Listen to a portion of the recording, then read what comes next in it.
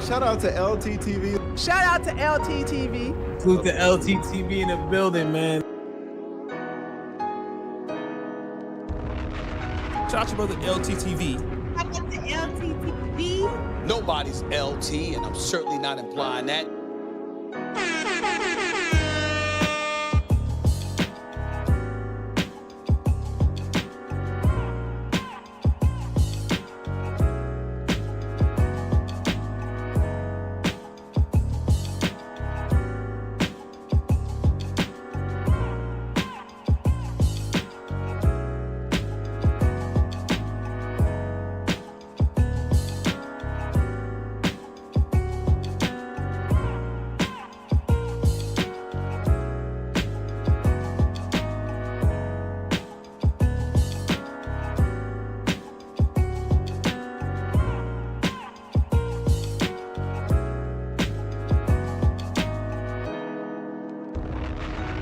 Shout out to LTTV. Shout out to LTTV. Salute to LTTV in the building, man.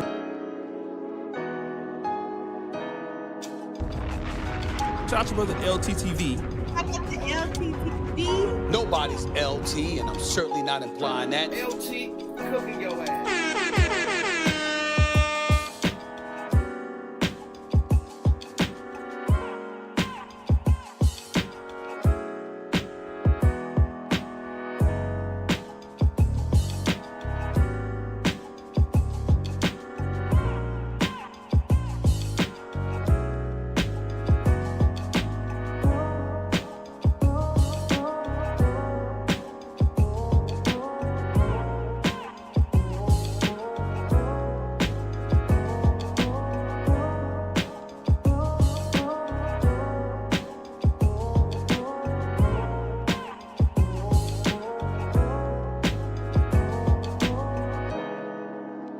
LTTV, whoever his channel name is called. I'm sorry for being the dusty. How about that?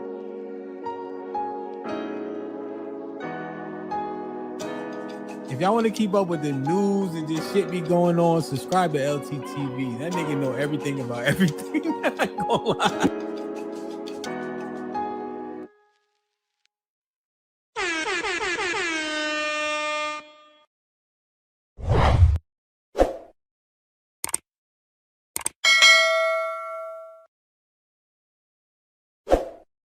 What's going on, everybody? This is Afro Think Tank. I have a problem with something Oshay Duke Jackson is doing, okay? I got a big problem with something he's doing. So because I know he won't stop doing it, let me clarify for anybody that's paying attention what's going on, all right? Now, Oshay is currently at war, all right, with a bunch of what he likes to refer to as keyboard Pan-Africans, right?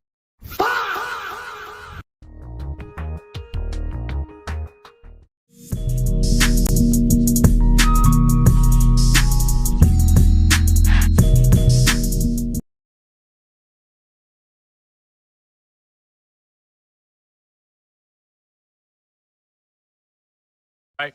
Keyboard Pan-Africans. Now, I understand what he's saying, right? He's talking about those Africans who leave their country, come to America, the UK, various different places, and never go back ever unless they go to, they go to vacation a couple weeks, right? And then they, and then they go back to their comforts of the West. Because once they, get a taste of McDonald's and Taco Bell and goddamn comfortable pillows and shit, that is it. They never going back to Africa, right? And usually these are the ones in the workplace that will sit there and tell an African American how terrible their country is in real life. Terrible. I mean, absolutely terrible, right? But then they will get online when an African American regurgitates the exact same thing that they were just telling all of their freaking co-workers about their country, and because it's being said online, they're embarrassed. So then all of a sudden they act like they're for their country, right? And the problem is there's a lot of diasporan Africans, not all of them, obviously, but there's always a few of them, right? That they just got this thing to where they don't want anybody to talk about the shit in their country the whole literal reason why they're in another country. Because nobody leaves the country that they love unless they have to. Nobody leaves a country that they're proud of unless they absolutely have to. And they have to for a reason. But here's my problem. So I don't have a problem about, you know, who's he's battling and why he's battling it. Because he is not wrong. He may be an asshole. Yeah. But he ain't wrong about nothing, not a word that he's saying. Because everything he's saying about the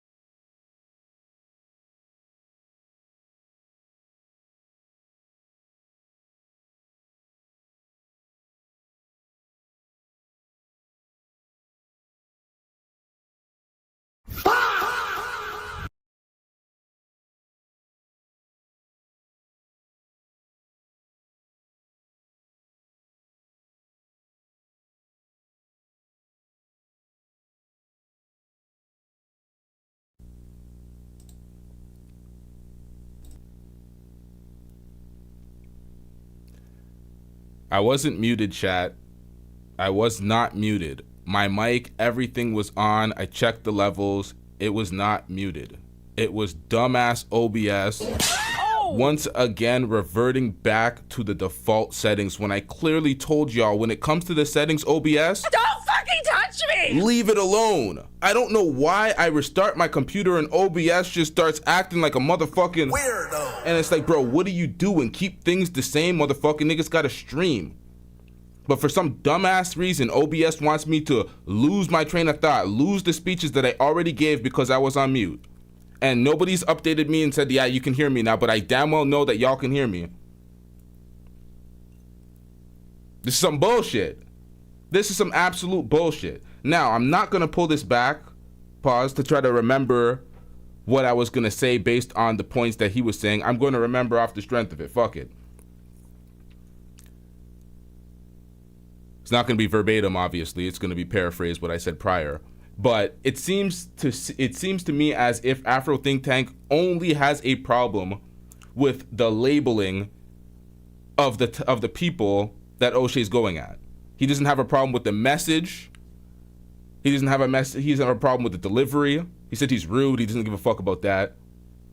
It's the labeling. He's labeling these folks Pan-Africanists, going at Pan-Africanism based on these folks, saying they're practicing Pan-Africanism. These are the Pan-Africanists that are doing X, Y, and Z, scam and fraud and whatever the hell he's calling them out for. I haven't seen the videos in which he's relating to or he's referring to, but that's what he's calling out. So if you're mislabeling people, you will come at a wave incorrectly. It's like when folks tried to say that I was mislabeling travelers as passport bros, but damn well know that these folks were passport bros to just lying and gaslighting. But it's different. What the fuck was that? Oh, okay. corruption, the way business is done, and the lack of opportunities for the people on the continent, everything he's saying is correct, even though he's an asshole. The problem that I have is that he's calling them keyboard Pan-Africans. The problem I have with Oshay, who keeps calling himself a Pan-African, is that he continues to brand Pan-Africanism as a negative thing. It seemingly every time he gets an opportunity, which is odd for somebody calling himself a Pan-African. That makes zero sense to me. That's where I had to, I'm like, you know, I gotta speak on this because this makes no sense. If you were gonna be a Pan-African, why are you calling out all Pan-Africans and trying to make the label as like it's some fraudulent shit? Unless there is some people that are actually under the label of Pan-Africanism actually scamming and frauding, and Oshay is representing that label, and he wants to call out the motherfuckers that are frauding because then it's gonna suggest that they're all frauds. And it's like, oh, this whole ideology is just scamming. It's just fraudulent. So let me call out the people that are actually frauds so we can clean up the field. I don't actually know. Let's get into it. To label these individuals Pan-African when they are clearly not Pan-African is propaganda. You understand? Pan-Africanism is not a club, and Oshay is smart enough to know that. Therefore, he must be doing it on purpose. Therefore, what is his agenda? Are you here? It's true. It's not a club. It's an ideology. We're going to speak about the FBA movement of lineage. We're going to get into that because I know some folks have been calling me out and being like, yeah, you know, I'm bringing more attention to the idiocy by even speaking about it. But I have to call this shit out because folks are really acting like I'm disrespecting. Shout out to Call Obsidian Plays 626 with the chat pass membership. Now, folks are acting like I'm disparaging Black Americans or African Americans, and it's like, no, it's FBA specifically. It's this dumbass movement. African Americans, Black, any type of Black I stand with. I'm not disparaging Ghanaians, Black Americans, Nigerians, nobody. So when they say stupid shit like that, it's like y'all are trying to be deflective because I'm calling out your stupid cult. Your dumbass cult started by Tariq Nasheed. Oh, these other folks are divisive. Then why the fuck is every time I hear from you motherfuckers, you niggas are talking about y'all ain't taking shit while you're shitting on other Black groups? But we're going to get into that shortly. If you are a Pan-African, Oshay, why are you labeling Pan-African with negativity while uplifting and bolstering FBA, which is a legitimate xenophobic hate group? Let me turn this nigga up. Shout out to Afro Think Tank. Oh shit, I maxed the volume. I should have turned it up in pre-production. Nonetheless, let's get it. You know it is Pan-African with negativity while uplifting and bolstering FBA, which is a legitimate xenophobic hate group. Now, this is an African American. Black American. If the foundationals want to act like, oh, he's not one of them, he's a tether. No, this is an African American. This is an American Black man.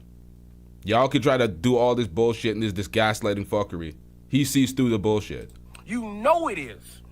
But for monetary reasons, you don't go negative with FBA. But for some reason, the unifying force of Pan-Africanism, the ideology of Pan-African, you chose to attach to xenophobic diaspora Africans who take advantage of the benefits that other people have laid down before they got there. You are confusing the message for your subscribers who are already confused on what Pan-Africanism is. Pan-African, you can't be a Pan-African if you're not a Pan-African. None of these people that Oshay talks about are Pan-Africans. None of these people that Oshay talks about displays any Pan-African ideology.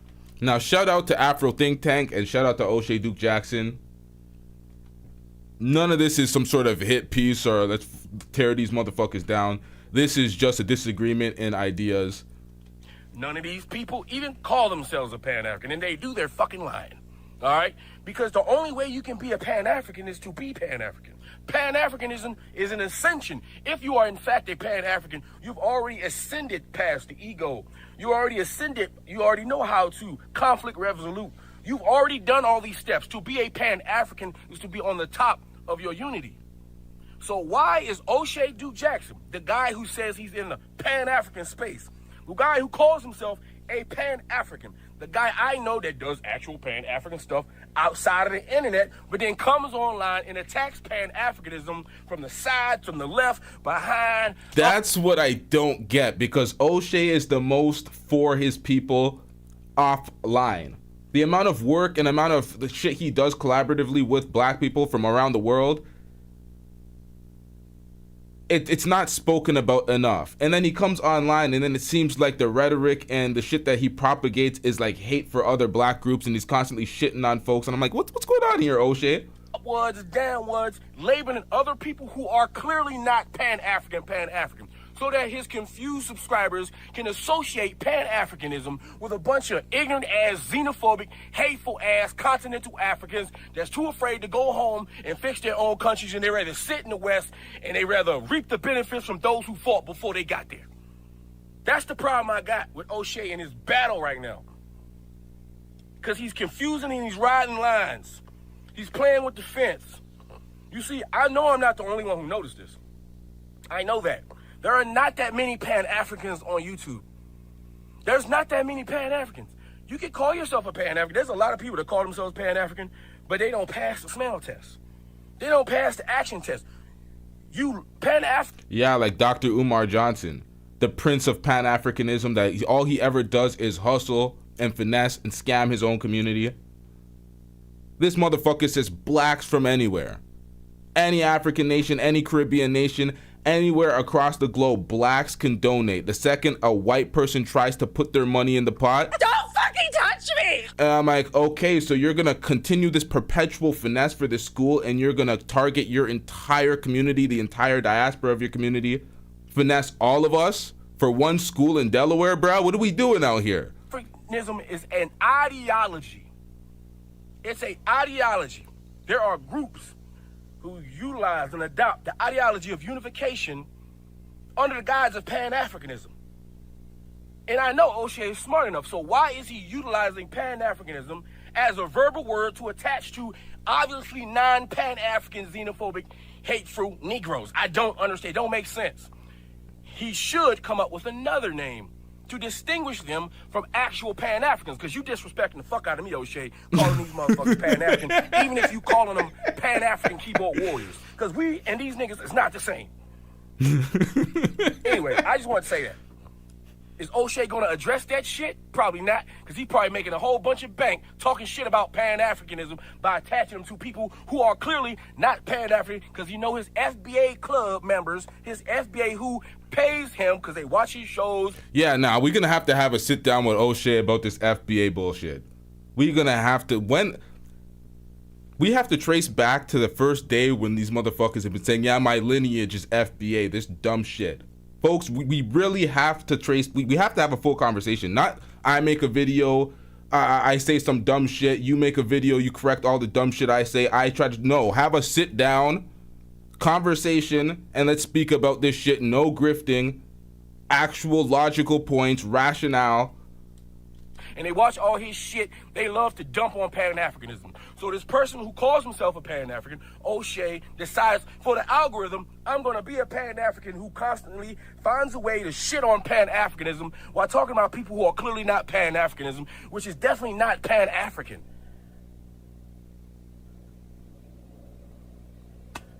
So for the audience, anybody Oshay, even though Oshay, what he's saying about Africa is right, and it can be corroborated, and he's definitely holding back, because there's some other shit he can say that he ain't saying. Like I said, there's a lot of shit we can say they ain't saying. The Africans on the continent are 1,000 times better than the African diaspora. They're 1,000 times better. And if you ask anybody in all these African countries, they will corroborate everything we saying, and they will tell you their frustrations of living on the continent, because it's the incompetent leaders that's holding Africa back. Because the African people on the continent are ready. They ready to go. They looking online, they see all these other countries getting politicians that allow them to go. And them Africans ready to go. But these old geezer Western puppet master politicians just won't let them fucking go. And the ones that's able to get out, they don't even go back and help.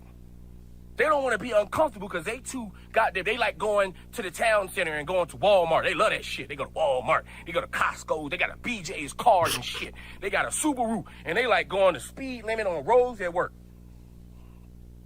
They so spoiled over here in the West. They so spoiled over there in Germany. They so spoiled in Canada. They don't want to go and do the work and go home and help their brothers and sisters yet. They get mad at black people who go when they got the nerve to do it. And then they act like they more African than the African. They act like they more African than us.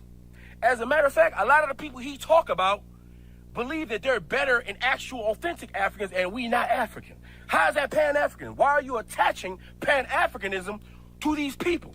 That's not Pan-African ideology at all. Yeah, he's calling out the wrong. He's putting the wrong label on the wrong folks. Is that no? That's something Nana would say. Shout out to Nana. Nana, I have the live calling out some of the points that he speaks on because he said some wild shit that I'm like, nigga, what the fuck? But he also, within the wild shit Nana says, he also makes some good points.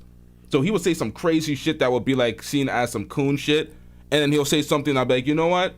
From this perspective, I understand what the hell you're saying. Why do you attach FBA to all African Americans? He knows goddamn well that 99.99% of African Americans never even heard of that shit. FBA, Foundational Black American. Nobody knows that shit. I'm telling you, this is some bullshit. This FBA shit. Come on, bro. Like, people really got to keep it real. When Obama was elected, people weren't saying great day for FBA, the Foundational Black Americans came up, blah, blah, blah. No one was even questioning the fact that this nigga's from Kenya. He's not even foundationally black. People were just like, oh, my president black, my Lambo red. Like, what are we talking about, bro? This revisionist history of this foundational bullshit made by Tariq Nasheed. Even somebody in the chat said, oh, Tariq Nasheed himself said, who gives a fuck what Tariq Nasheed said about shit, nigga? Is Tariq Nasheed the lord of niggas all of a sudden? Get this nigga the fuck out of here. Off YouTube and TikTok and Instagram, but he pumps it and pumps it and pumps it and pumps it, supposedly as a Pan-African. And attacking people who are clearly not Pan-African by calling them Pan-African and then adding them a name, like you being slick or some shit. That don't make no god. Shout out to CJOJ with the $5 super chat. CJOJ says diasporans must work hard in the West to make money to send home. They do get tired and have a lot of burdens, but must eventually build back home. This is the thing. When you look at like Jamaicans, Nigerians, Ghanaians, Guyanese, everybody. You look at the Caribbean and the African diaspora, like there's people send back money like crazy. The Western Unions and all these motherfuckers, they send money back like crazy. Oh, most eventually must. Okay, that's what you said, most, not must. I tried to spell correct, but I butchered the spell correct. Yeah, like we send money back like crazy. So I think he's talking to a specific subsect of folks that Oshay's calling out and mislabeling. Because he's not talking about the ones that are trying to build back home. He's talking about the ones that are in Walmart with their Subaru and their Starbucks, just living it up in the West.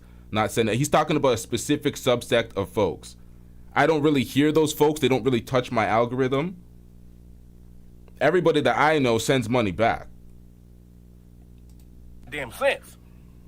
Intelligent people can see right through all that shit. Whose side are you on? Because we seeing two faces here.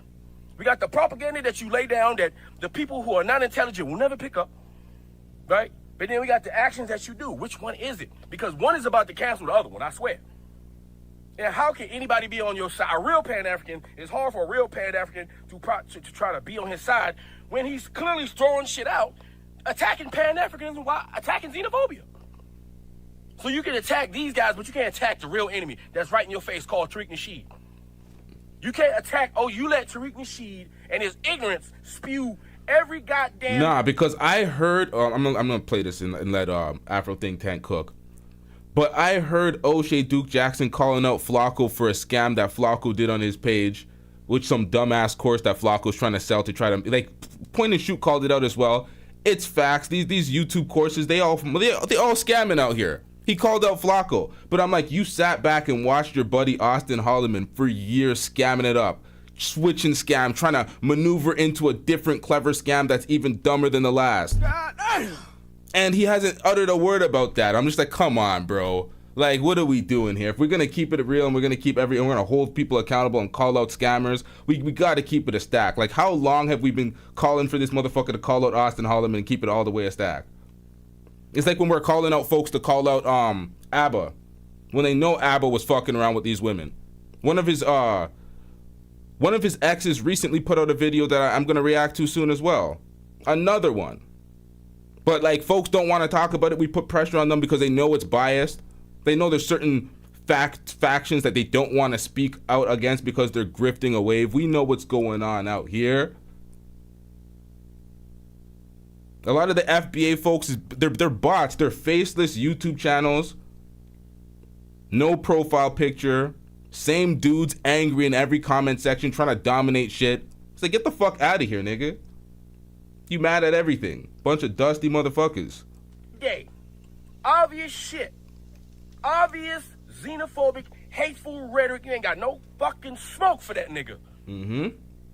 But somehow you can wrap Pan-Africanism and make that look negative and disunifying with other people who are clearly not Pan-African. That shit makes no fucking sense in real life. Anyway, you guys tell me what you think in the comment section. It's Afro Think Tank. Learn something, teach them. I'm out. Y'all are explaining. Now, what Oshay doesn't want to fall into is I do all these things for black people, the black community everywhere, all these different collaborative things. He puts people on, he gives people the game. He does all these different things. He doesn't want to slip into, you're doing all these things for the collective unit offline, but all the rhetoric that you espouse online is hate for different black groups. Because then you turn into a variant of Anton Daniels. Because Anton Daniels has put on so many different black people, black women, black men in America, just to get them online being coons and sellouts. So it's like the message is to destroy your community and make money off of destroying your community, but you're helping certain people in your community offline. So it's this duality of just fuckery where people look at it like, yeah, you're helping, but you're destroying at the same time. So who you're really helping, you're just grifting. It becomes a mess. So you don't want to step into that lane. Now, this is a compilation from Afro Think Tank. This is his video where they explain the definition of Pan-Africanism. I want to get into this video by Nana, because Nana responded to Afro Think Tank's video. He had some issues with some of the things that Afro Think Tank said, and he made some points. Let's get into it. The only way you can be a Pan-African is to be Pan-African.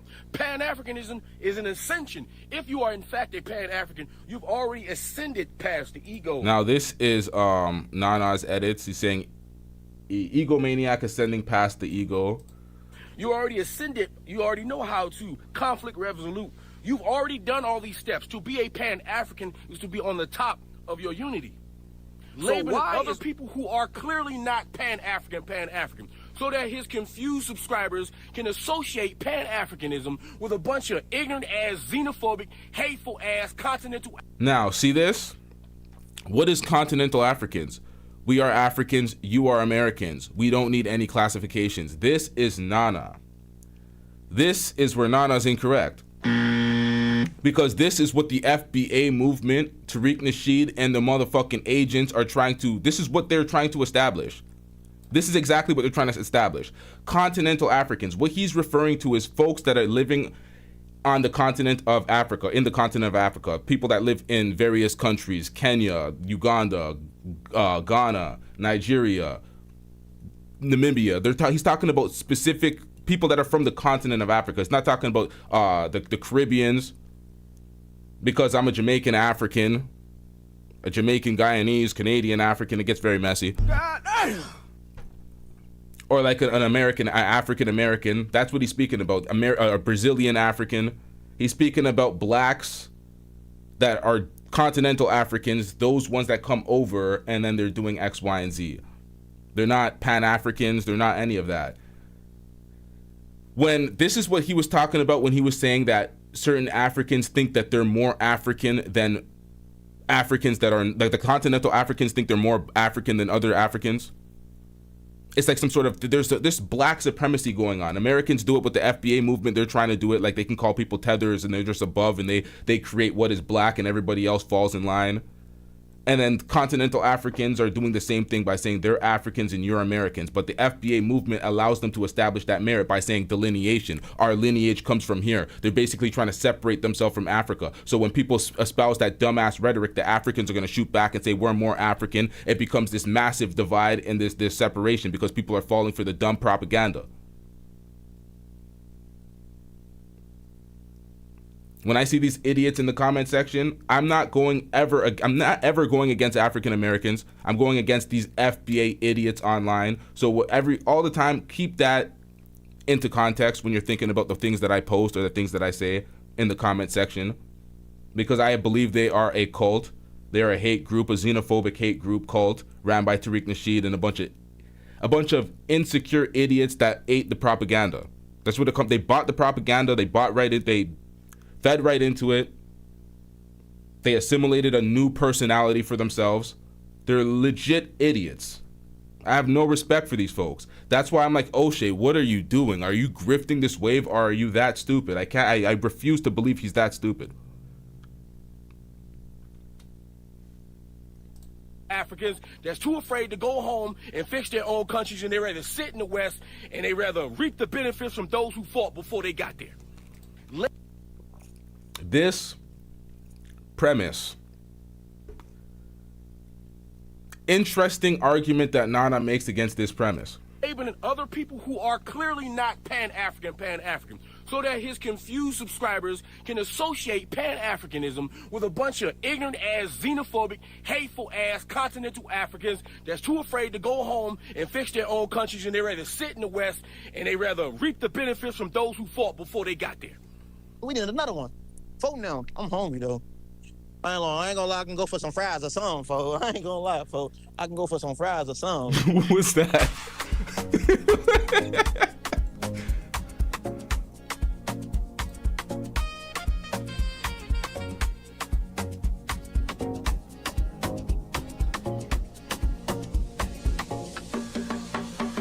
Nobody should be upset when Africans or Caribbean people push back. Nobody should be upset. They definitely have to. If you don't push back, you're not going to survive. I mean, what I think is a bunch of bullies. One of the things that you're going to hear, for the most part, is when immigrants are pushing back, you're going to hear a lot of the times people talking about the civil rights movement, right? They're going to talk about things like, oh, you are here because of our civil rights movement. You are here because of what our ancestors did. Oh. See, when they say that stuff, I'm like, okay, it's a clear indication that you only know American history and you only know what people spoon feed to you when you say these things. When folks say you're only here, and especially when they bring that to me, it's like, y'all have to understand. This is why I always shit on Americans when it comes to geography, because when they question what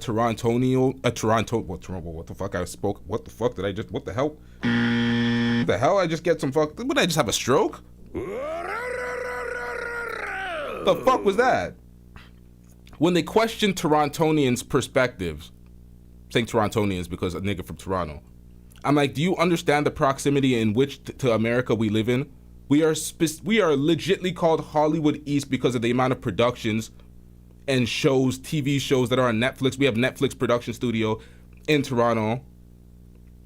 They don't understand the culture in which, how we're so like, this is the reason why Trump was trying to make motherfuckers the 51st state. Like, we are so close. We are in all the leagues and everything. Drake, top rapper, Toronto. Like, for some reason, they don't understand the proximity. And I'm just like, whatever. I don't even need to explain it. These people are fucking stupid. But my parents came from Jamaica and Guyana.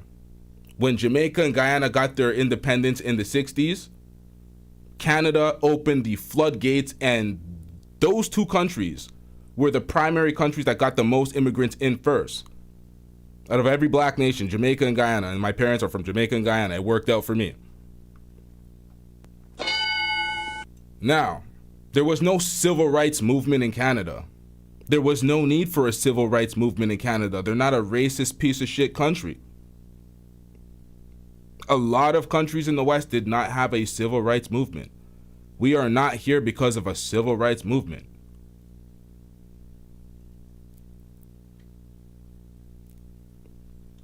If it wasn't for our ancestors, you wouldn't be here.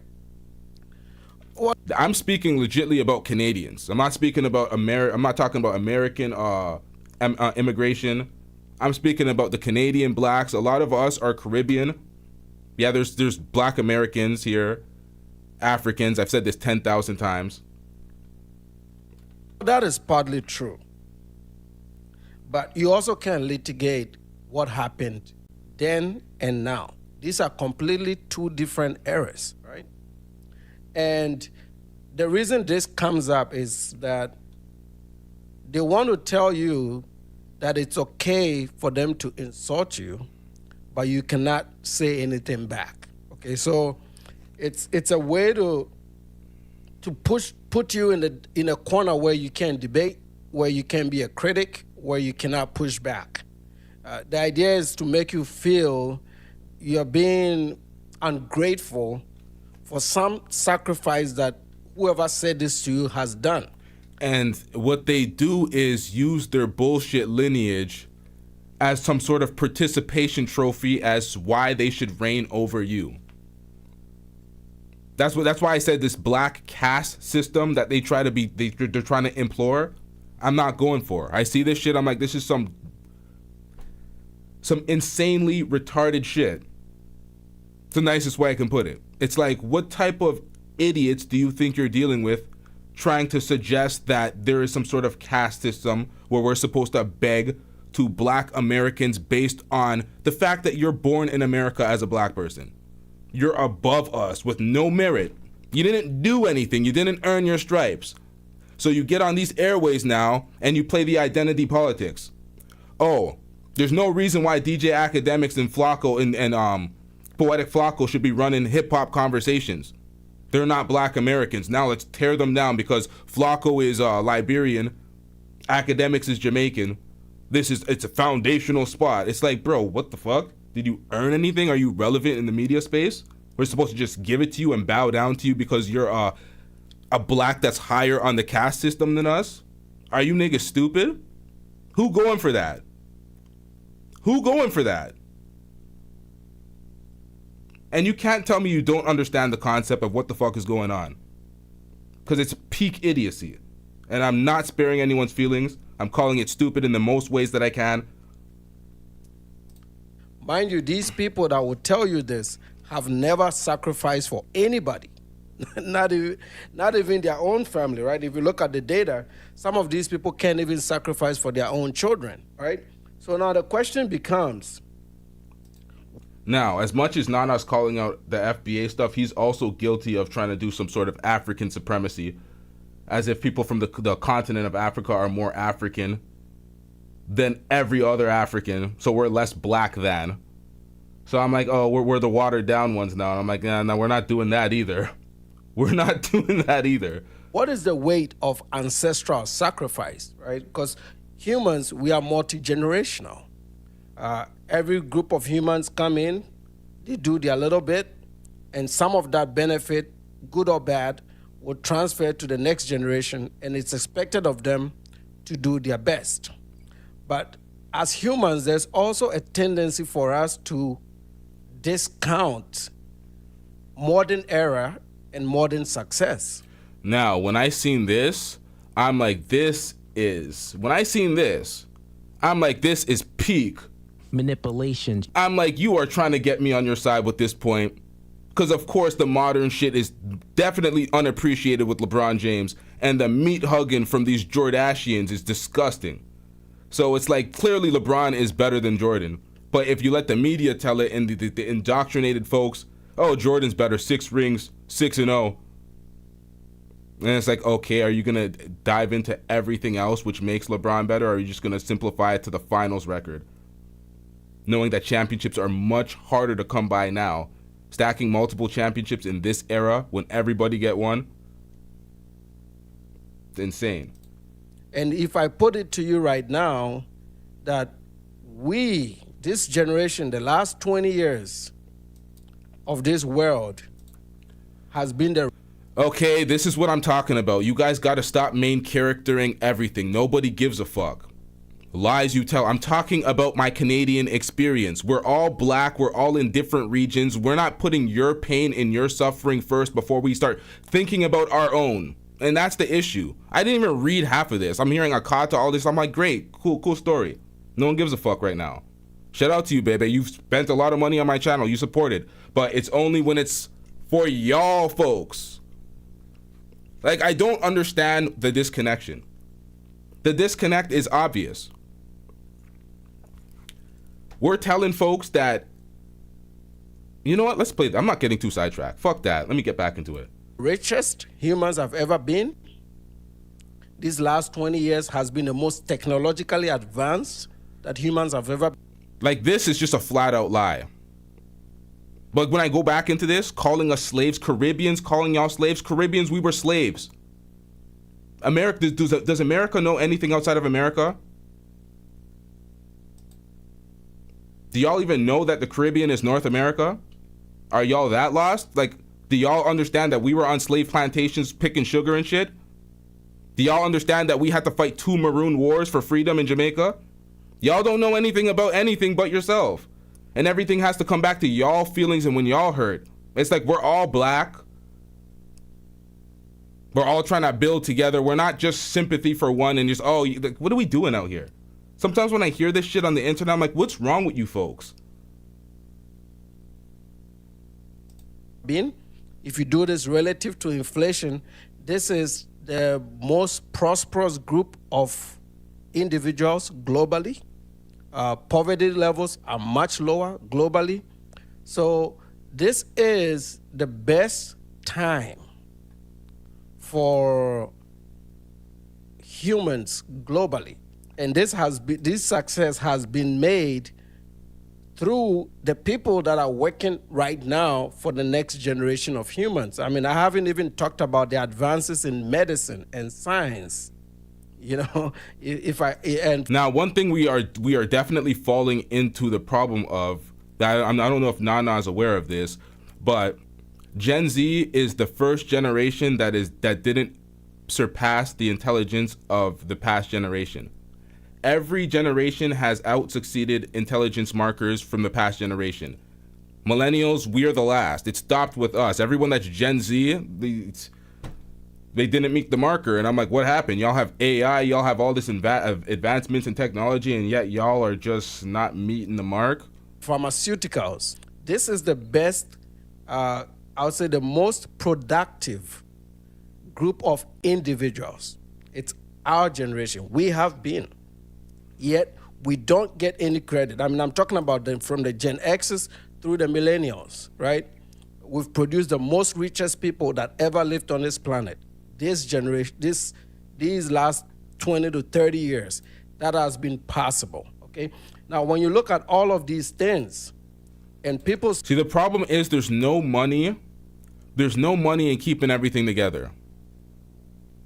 There's money in division. There's money in this FBA grift. There's money in this anti-Black American grift. There's always been money in anti-Black America. There's always been money in shitting on blacks in America. That's always been a bag. Anton has been a bag chaser, and that's what his #1 bag is. Personally, I feel like that brother needed help. Yeah, that nigga annoying. Every time I play Anton, I have to come with the music.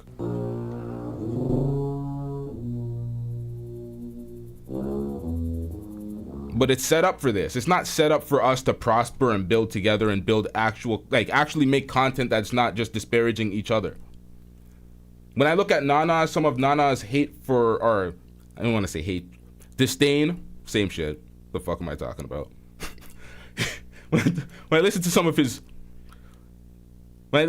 his dissenting rhetoric towards Black Americans, I'm like, they legitly apply specifically to passport bros. I'm like, the nigga needs to call them passport bros. They just stop this Black American stuff and just be like, the passport bros are doing this. The passport bros are trying to do this in Africa. The passport bros. So go back to some legislation or some bills that were passed and use those bills to take you out of an argument to make it sound like you're ungrateful.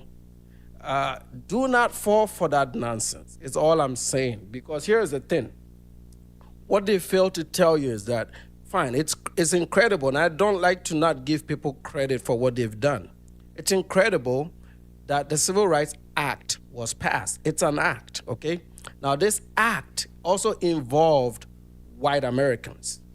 And Sella, the New York congressman... Let me show y'all something about American population. You got a Canadian, for some reason, teaching Americans about American population. Nigga, you gotta go. The fuck is wrong with you? At this point... Get dude off the screen. Oh, God. Get dude like, off. What the hell am I really doing at this point? But at this point, I think it's needed. I think it's needed. Now look at this chart, folks. Look at this developing chart. You see the population of America? You see the dates going by?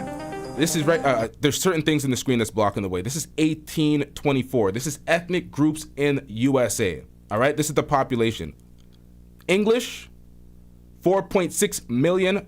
African American, not no FBA bullshit. African American, 2 million. Second leading group in America by population because when you split up all the whites, German, Irish, Dutch, Scottish, Welsh, when you split these groups up and they're claiming their home country that they came from, this is how the ethnic breakdown was. Now watch what happens in the mid 1800s. You got this group out of nowhere, American. What's that? What's that? American out of nowhere. American ancestry refers to the people in the US who self-identify. Self-identify. What does that sound like? That sounds like some Tariq Nasheed FBA movement, right? Their ancestral origin or descent as American rather than officially recognized racial or ethnic groups. So a lot of white folks denounced their ethnic group or their nationality that they had prior to coming to America and claimed America. That's why you have these white nationalists, because this is 1829. The KKK started in 1864, right after they built up enough folks. Watch the dates go by. We're at 1829. We watch the numbers.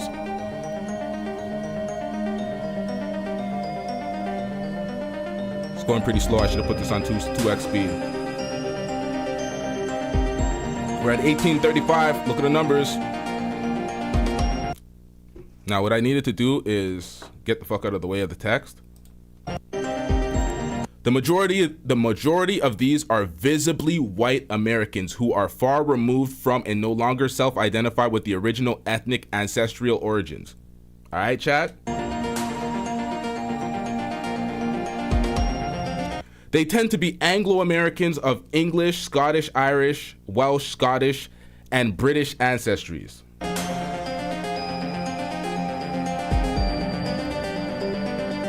Now watch that number climb. Other numbers are crawling.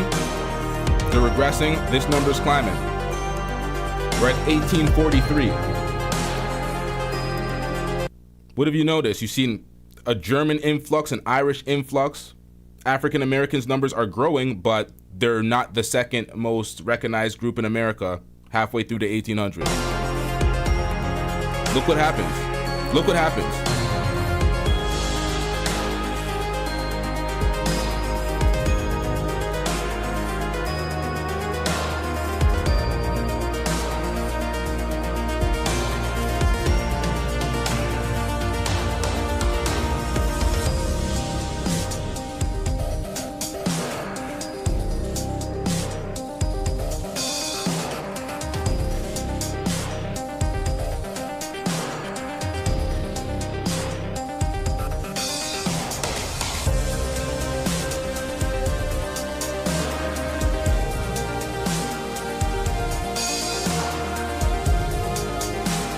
Okay, so we get to 1864.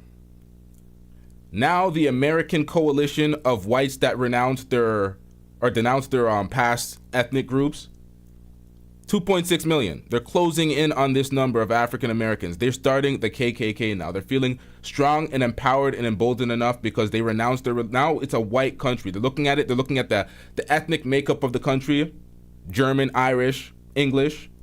Here comes the Americans. The self-titled Americans, the white people that renounced their history. Just like the FBA is trying to do with Africans. Oh, we're no longer Africans, we're just black Americans, which makes them a secondary citizen. Because if you notice, these white folks didn't say, oh, we're Irish American, we're just denouncing our stuff, or we're white Americans.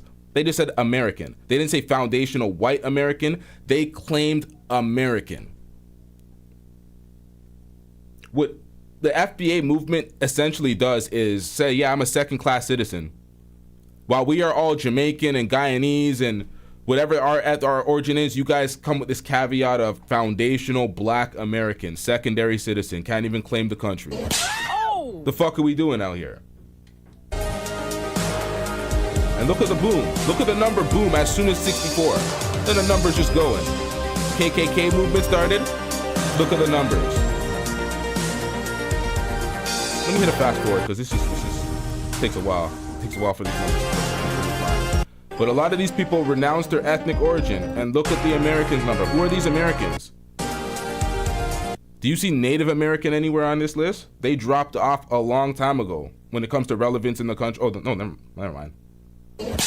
They are right here. So apparently I need glasses. They're still here. The Jews. I missed the 1940s because, whoa, look at that explosion.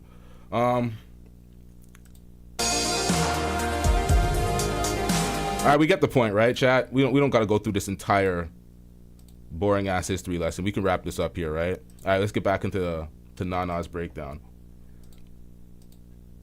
And who actually wrote the bill is a white man.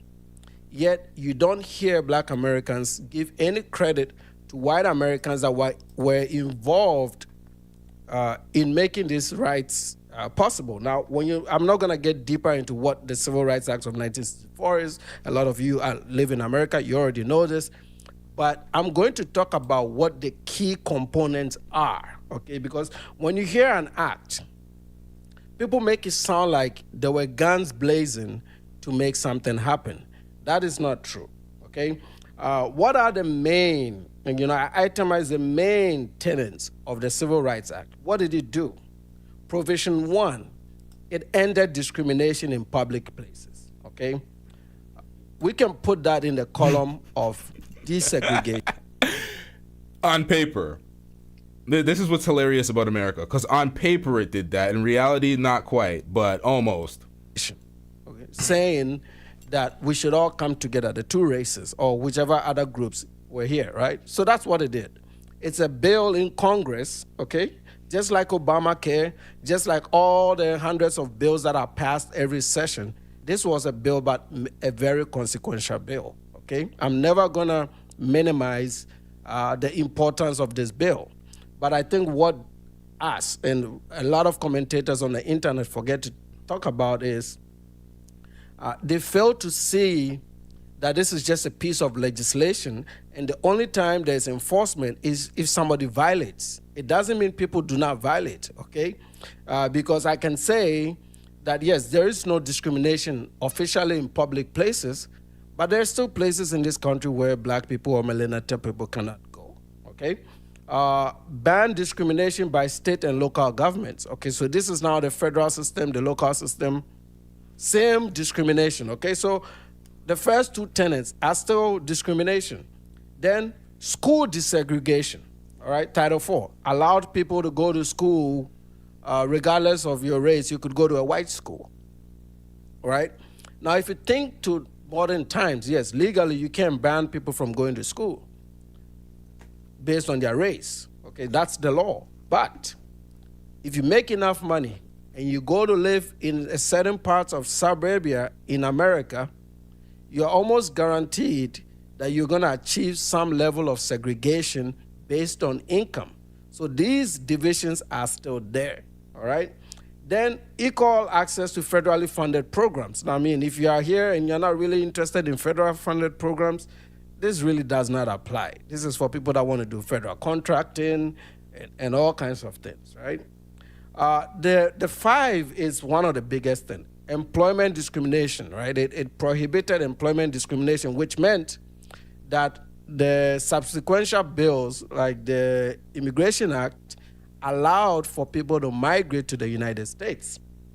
So this is where a lot of these FBAs use as checkmate for black immigrants. Well, if shout out to Oshay Duke Jackson with the 1,500 Kenyan shilling. Oshay says, as you can see, I'm here in Africa now, and I don't talk about Pan-African ideology. I talk about the nuances that I see in Africa or the diaspora as a whole, and nobody knows it like me. I think what, well, we got to go back to the first part of this video. I think what you're commenting on is you don't talk about okay, so if you don't talk about Pan-African ideology, why is Afro think tank? Let me pull up his video for a second. Hold up, chat.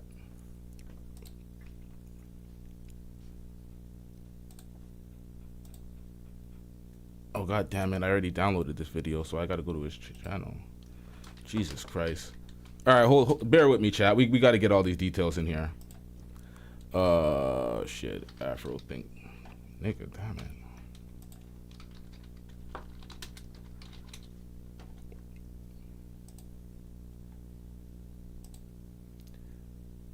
Why is Oshay Duke Jackson attacks Pan-Africanism in his war against his enemies? This title needs kind of rewording, but Let's go back to the points that he's making. He is not wrong. He may be an asshole. Yeah. But he ain't wrong about nothing, not a word that he's saying, because everything he's saying about the corruption, the way business is done, and the lack of opportunities for the people on the continent, everything he's saying is correct, even though he's an asshole. The problem that I have is that he's calling them keyboard Pan-Africans. Okay, so that's his point, right? It says you're calling them keyboard Pan-Africans. Now let's pull up Oshay's channel.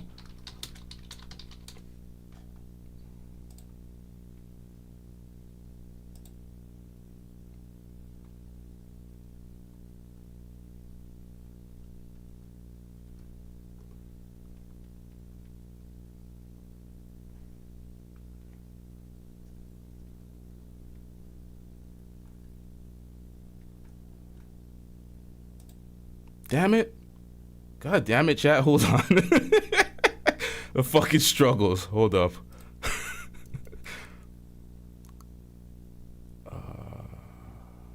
Is it on Kenganda? Yeah, no, I'm struggling to find it. I ain't gonna lie, chat. Hold up. This nigga puts out too much goddamn content. There we go. There we go. Want to stay. This is the video he has a problem with. Pan-African keyboard warriors are going out sad. Now let's watch this video. I think I got a minute into this video. Let's watch it from the start. If you are in the black social media space like I am, you can see a whole bunch of content. But if you dig deeper into some of that... Oh, shit, I ain't gonna lie, man. I'm looking at your titles, and some of these titles on these videos are absolutely insane. Let me go back to your other channel before I get into this video. Hold up, chat. Let me take this off the screen real quick. Oh, no, I need this one. I need this one. God damn it. Yeah, I'm really disorganized this one, but we got to go back to this. We got to call out some of these things while you're here. Let's get into this. Jamaican woman wishes this evil on black Americans. Why Africans are terrified of delineation. Haitians never thought black Americans will go this far. What he said about black women is plain evil. Okay, I guess that's generic, regular stuff. When Africans cause division amongst black Americans. Why Africans hate the word tether. Damn, bro. Godfrey Shannon. Bro, what the hell's going on, Oshay? And this is all on the same page. This sounds like black division, bruh. Of course, these are just titles to get people to click in, and then when you actually say the things you say, then there's much more substance than just the title. But god damn it, bruh. Hold up. You're on a tear. Yo, call in, bro. Let's talk about this FBA bullshit. Let's talk about this divisive FBA movement. We got to speak on these things, man. We got to speak on these things because it's forcing these type of outcomes. Now I'm gonna pull up the Nana video. I was supposed to react to this later, but this is what it's causing. It's causing folks to do shit like this. This is the outcome of the FBA movement. The separation. Hold up. I'm pulling it up. Give me 1 second, chat. Jesus Christ. FBA will make Africa great again. This is what they believe, right? So they go over there with a conquest mindset. They think that they are the superior blacks. Their goal, I'm like, there's nothing superior about you. You're bottom in this country.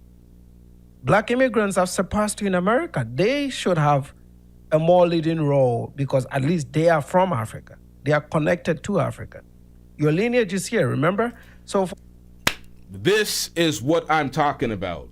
This, when I heard this, I'm like, this is filthy work. But it's making arguments against the FBA movement with the lineage in America. This is why it's emboldening it's allowed Africans to be emboldened to the point where they're like, we're more African than you. Don't call yourself African if you're delineating and you're saying you're not from the soils, you are from America. It is tearing black folks apart.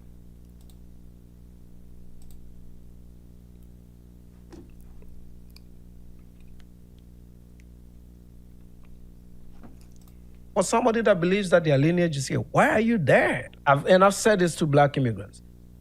You're better off aligning with white America. You fit them culturally better. They are more educated and more read, so they won't say mean things to you. They understand you culturally because they are curious more and they are well-traveled. These idiots just started traveling the world and look at the mess that they are already creating. When we come to America, we are chilling amongst ourselves. We don't come into your communities. If we were so very interested, we would have been in your communities. We don't. So when you also go over there, it's like, we're not trying to be around you, and you still coming. It's like, it feels like a pest. We don't want you over there. We don't want you around us. We don't want people that think like you around us. What would Duke Jackson be doing with his life if he's not creating content? Nothing. He couldn't finish medical school. He still lies. Hold up, we got Oshay in the building. Well, I can't hear you. You can't hear me? Can you hear me now? You can hear me? I can hear you. You can't hear me? Wait, can you hear me? I can hear you. The chat can hear you. I cannot hear your ass. You can't hear me? Your video is dusty as fuck, man. This be happening, man. Everything related to OBS be failing me. I started the stream, no one could hear me. Now the same shit's happening here. Fuck. Alright, let me try something. My thing.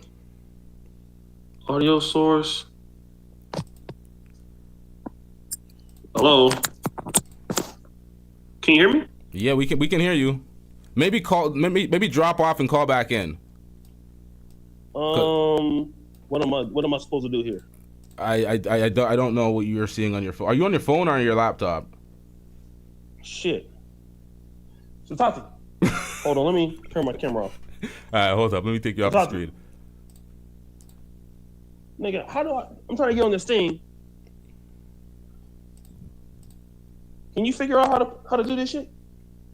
I have no fucking idea. Yo, maybe we should set up something formally before we go on live and set it up, because this is...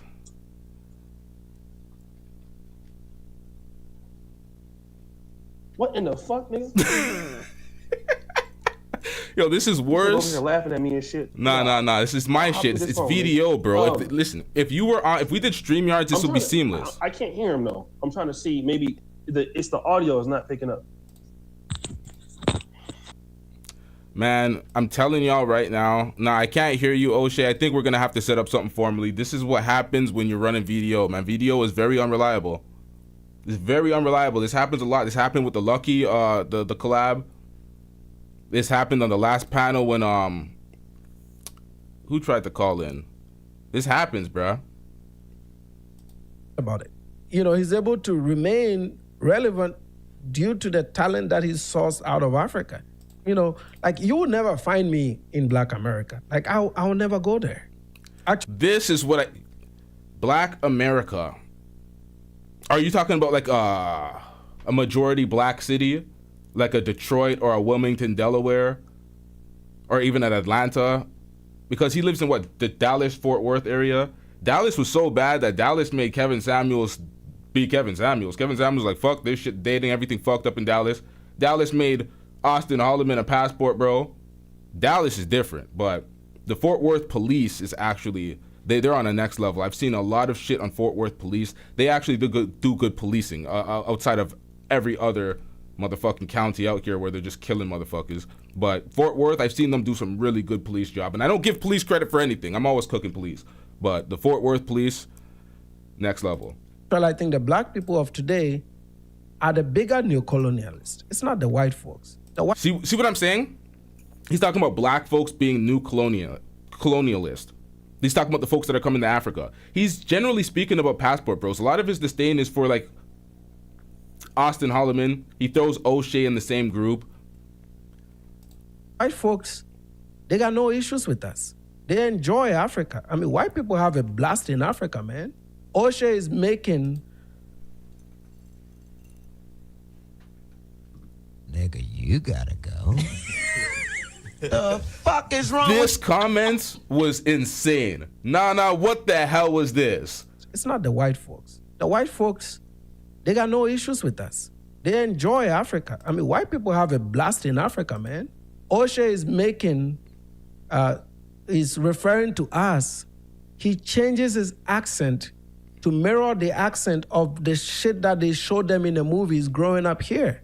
They are the racist. You see, black Americans are the most racist Americans in America. A lot of people don't know that. This is where I'm confused as well. How is a black person racist to another black person?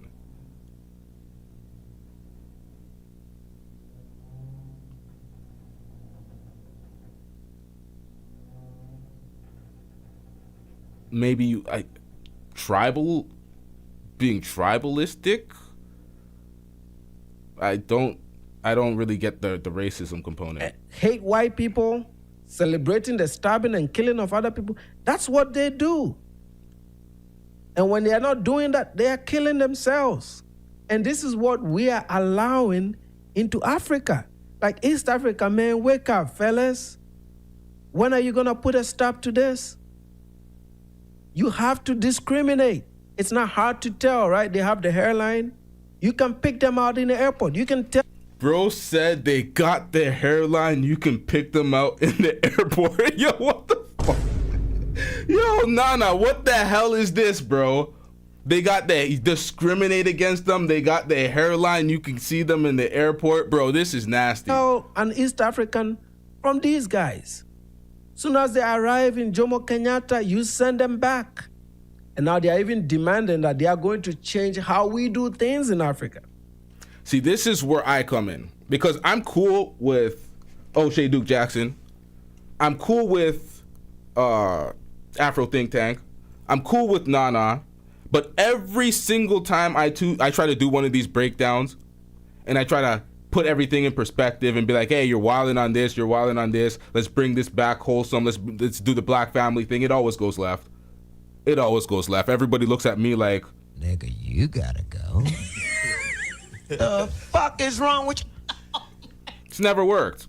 It's never worked. I'm trying it again, but it has never worked. Hopefully, I'm dealing with more, because these are all older, smarter dudes. I'm not calling them old, but compared to the people that I was dealing with in the past, trying to do this whole intervening and trying to keep everybody on the same playing field. This didn't work in the past, but it was with younger, more immature people. So hopefully it's a little different. That's how powerful they feel. He got out of Uganda. You guys run him out of there. And then he paid his way back in, and you've allowed him to come over there. I think that everybody should stick to individuals. I don't think that because Nana has an issue with Oshay Duke Jackson and he has an issue with Austin Holloman, I don't think that it becomes discriminate against black Americans, run up their tab, make them pay exorbitant prices. They pay 2 to 3 times as much as you guys pay. Fuck with them. Be lazy on the job. It shouldn't. Why does it go there? That's when you become a part of the xenophobic hate group that you're calling out. When you call out the FBA as a xenophobic hate group and then you replicate the same actions. But the problem is this has been taking place before Nana said this. There is the Mzungu tax, or whatever the fuck they call it. When they see foreigners, they hike up the prices. This is a known practice. Oshay spoke out about a bunch of fucked up corruption in Africa. Folks came for him, and it's like, that's why Afro Think Tank says it's fucked up. He might be rude, but it's the truth. He's not lying about these things. May ascribe a wrong label to it, but it's true. So folks got to stop. This is crazy.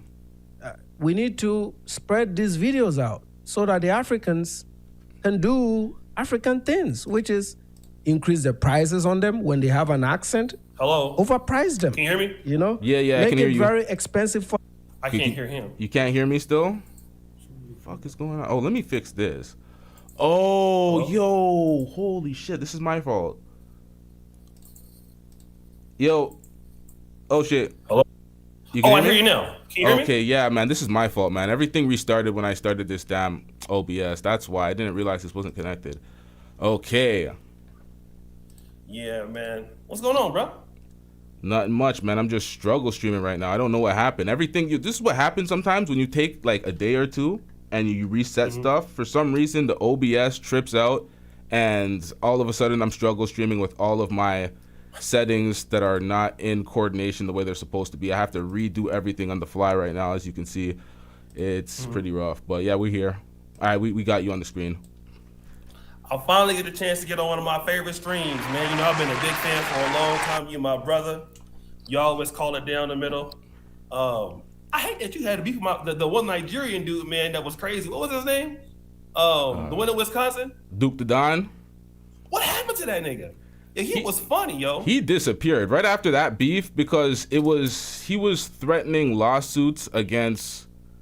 I think he was saying he was threatening to sue Tree, and then there was word about Fresh potentially suing him because he was saying he was a super spreader and spreading all sorts of STDs or whatever. He took down that video. It got real complicated around that Daisy time, and it got messy. There's a lot of defamatory comments being made. So I don't know if he ran from what was going on the platform, or I have no idea. I have no idea. There's people in the comments that were trying to find out what's going on with him in his Discord or whatnot, and they said that they looked him up and he's still alive and he's still doing his thing, but he's not on the internet. And I'm like, no explanation, disappearing from your platform. People are wondering what's going on. I don't know. Yeah, he was cool. So all right, so let me kind of get into this and this whole thing about like, am I like becoming FBA, just like, did I just become a fanatic or whatever like that? And the reality is, you know, I've been living here and been coming here since like 2017. Yeah. To Africa. I am the most popular Black American that lives on the continent. That means, I'm talking about like lives, not just visits. So a lot of people know me. So a lot of the things that, let's say what Pharaoh said that used to say, Tariq and shit used to say, I used to kind of push back at a lot of that stuff, right? But the more I lived here, a lot of the things that they were saying, it becomes undeniable. Now, this does not mean that, you know, Africans hate Black Americans or anything like that. The real thing is the structure of how most Africans have to keep covering territory. It doesn't really allow them to participate in Pan-Africanism with equal parity with the rest of the diaspora. That's kind of how it works. For example, let me explain what I'm saying. If you meet the average Kenyan or Ugandan, like their rent will be like $300, right? Yeah. Just on average.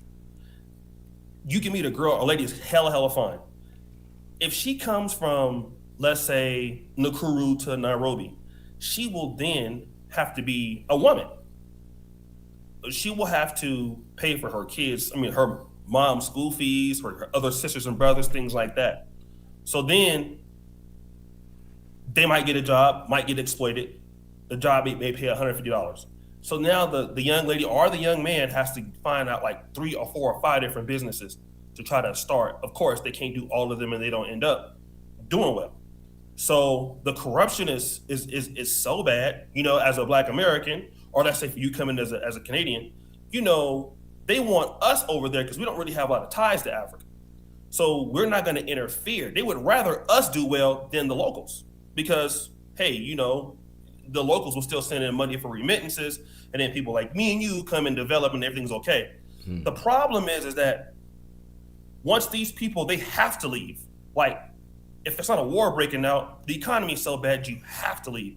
So you go to Dubai, you go to Qatar, you go to Europe, you kind of work your way up from Europe, you go to the States. Now, if they go to the States or Canada or the UK, where the Blacks have already been there for a long time, and so things are already kind of figured out. And so once they kind of get into the States or Europe, they start having this kind of parasocial relationship with Africa because they know that they can't participate in Africa. They can never go back there. But the Pan-Africanism is more performative, right? And so now when Black Americans start encountering a lot of these Africans, once they get into America, for the most part, most of their money can't really go to building a better Pan-African world because their money is going to their, you know, family, brothers and sisters, things like that. Yeah. Right? Now, once I realized that this is the case, really what happens is that Pan-Africanism, if you think about it, it's largely for those people who have the most to support everybody else who has their own enclave. Let me give you what I mean. The Somalis have been destroyed in many cases because of what's happened in Somaliland and Somalia, French Somalia, then you have English. So what happens with the Somali people is that they're forced to cover territory all over the world. They're in Uganda, they're in Kenya, they're in Minnesota, they're in Canada. Yeah. So the only way they can really survive is they have these insular communities, and it kind of comes like, if the refugees, it kind of comes in. So they get their money because they got to be off the radar, because that's how they formulate it. It's really impossible to infiltrate Eritrean communities, Somalian, Djibouti. They're kind of to themselves Ethiopians, right? Now, if something happens that fits them in Canada, they will attach themselves to it for the betterment of their group. And then once they get what that is, they will go back to their insular communities. Because not that they don't like you, they're and Somalians for Somalis are tied to, number one, Islam first, and then if they're Bantu Somali or somebody else. So what happens is these insular communities are being themselves. Like, you got the Nigerian Medical Association, you got the Somali American Association, you got all these things that, let's say, you or me could not get into. But if it's the NAACP, everybody can get into it. If it's the black journalists, everybody can get into it. So now the price of Pan-Africanism typically comes to, number one, the African diaspora who makes the most money, whether it's somebody else, are black Americans, and then you must be open, but they stay insular. I see it all the time. So when Tariq talks about it from that perspective, that's right. That's not, I mean, the names and all that, I get it. But that's correct. And I'll give you another example before I'll be quiet. Look at what's going on right now in South Africa. South Africa, you got little Somalia already, little Ethiopia. You got these shops. It's all them. They do not collaborate. Most people who do performative Pan-Africanism, they don't collaborate. Like, let's say for me, like when I saw you, I know you from Canada, whatever. I'm like, I'm not gonna mess with you from Canada. You know me, I don't care. I come and support you like that. And you're like the same way. Yeah. But most brothers and sisters are not like that. That's the truth. And so when we call that out, people want to get mad, but that's the truth. But that's how it works. You're speaking about certain communities, and it's like the Ethiopians, the Somalians. We know they kind of keep to themselves. But I'm like, is that a problem if they keep to themselves? Because a lot of these countries, the African countries you're speaking about, they're homogenous countries. When you speak about America, Canada, they're new world countries, they're melting pots, everybody's there. So to build with other blacks in Canada, there's no Canada's a perfect example because there's no central governing body of blacks. There's no, we're the main blacks, we're from here. There is none of that. We're all immigrant blacks. So I'm a first generation immigrant. So I don't have the same relationship to Jamaica or Guyana as my mother and my father do because they're actually born there. I'm born in Canada. So my experience is that of a black American almost, because when I'm in elementary school and they're telling you to fill out the race says black/African American.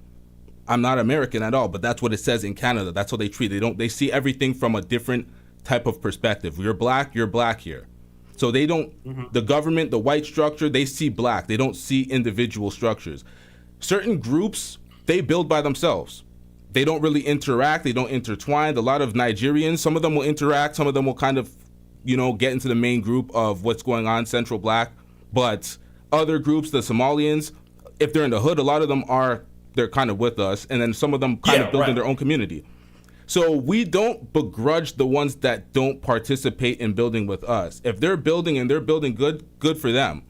I think the difference and the distinction the difference we're dealing with is there's people that are pretending that they're for the collective black group and then they're only building with their own.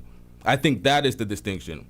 That's a great point. And that's the real issue. I know when you listen to some of the guys that are talking about the foundational black community, I'm in the Pan-African community. I'm probably one of the most disliked guys. But what you're saying is absolutely correct because the people who have the most pay the biggest price. And if we're not careful, we're going to be next. What's going on in South Africa right now? What's going on in South Africa is the same thing that people are talking about what's going on in Black America. But it's not apples and it's like my stats teachers used to say, it's not equal, but it's similar. Yeah. So you have in Southern Africa, you have South Africa at the very south of it, right? And then around it, you have Malawi, you have Angola, you have Zimbabwe, and then some of these other countries, Mozambique. those are the ones that are kind of poor. Yeah. So these migrants are coming over. South Africa, you get free healthcare. Ghana, Nigeria, they come over. Not all of these migrants are bad, but they're not the same style of migrants that come to the United States. Because United States, Canada, you typically got to be pretty, for the most part, unless you're like refugee. West Africans in Canada, UK, USA, those are pretty talented migrants that come in. That's why the guy was talking about, we're operating at the best in the States. And that's true for anybody that you let in that's already the best. This year alone, Canada has denied the most Ghanaians. Like when we look at the amount of applicants that tried to come in, especially during the World Cup period, we've denied the most Ghanaians. We're very particular and meticulous at picking our blacks, but we let all the Indians in. So we have an issue with that. We just let all these Indian criminals, they're smuggling drugs, guns, and everything. So they're leading right now. When you look at like the reports on the news, whenever there's a big bust or there's or there's like a big sting where they're taking in like 20 motherfuckers, 30 motherfuckers, they'll be all Indians.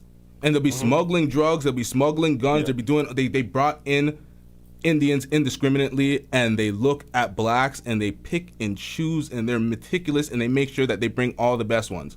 So they come with this type of prestige, this type of aura, this I'm better type. There is those individually, but I see those things, but I don't like to group and have that as like the main talking point. Like I'm not focusing on those folks. Like, those folks aren't stealing headlines. I'm not making those folks part of the main conversation. I like to focus on the folks that kind of want to be with us. Right.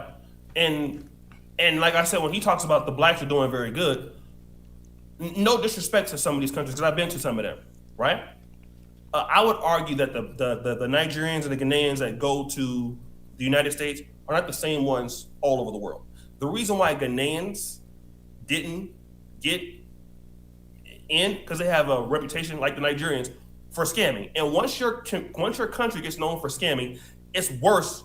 It's worse to be known as a scamming country than a drug dealer or a murderous country. It's the worst. Because at least if you are murdering or prostituting people, which, I mean, they often do that very well too, well, you can say, well, that's in between the bad guys. Scamming is different because anybody can get it. Ward Meyer, right? Yeah. We used to be real close. I remember I'm in Kenya right now. When we were in Kenya, he couldn't even get a SIM card in M-Pesa because he had a Ghanaian passport. Nobody would do it. That was in 2019, and 2018. He was largely popular then. And they don't want to speak about it, but there is some jealousy with the passport and the fact that the American passport, Canadian passport is great as well. We can get anywhere. But the fact that y'all are able to travel anywhere, the ease of doing business and travel for Americans is a lot easier. And I do see a lot of resentment from some Africans online as it relates to the fact that y'all can just go anywhere. That's why you would hear Nana speaking about folks as if you're like new colonialists. I'm struggling to say that. God damn. Yeah, and that's like, I don't know. Well, let me just say this. I think that obviously everybody does wrong on each side. I mean, Black Americans, we do things that are offensive to Caribbeans, Haitians, or Africans.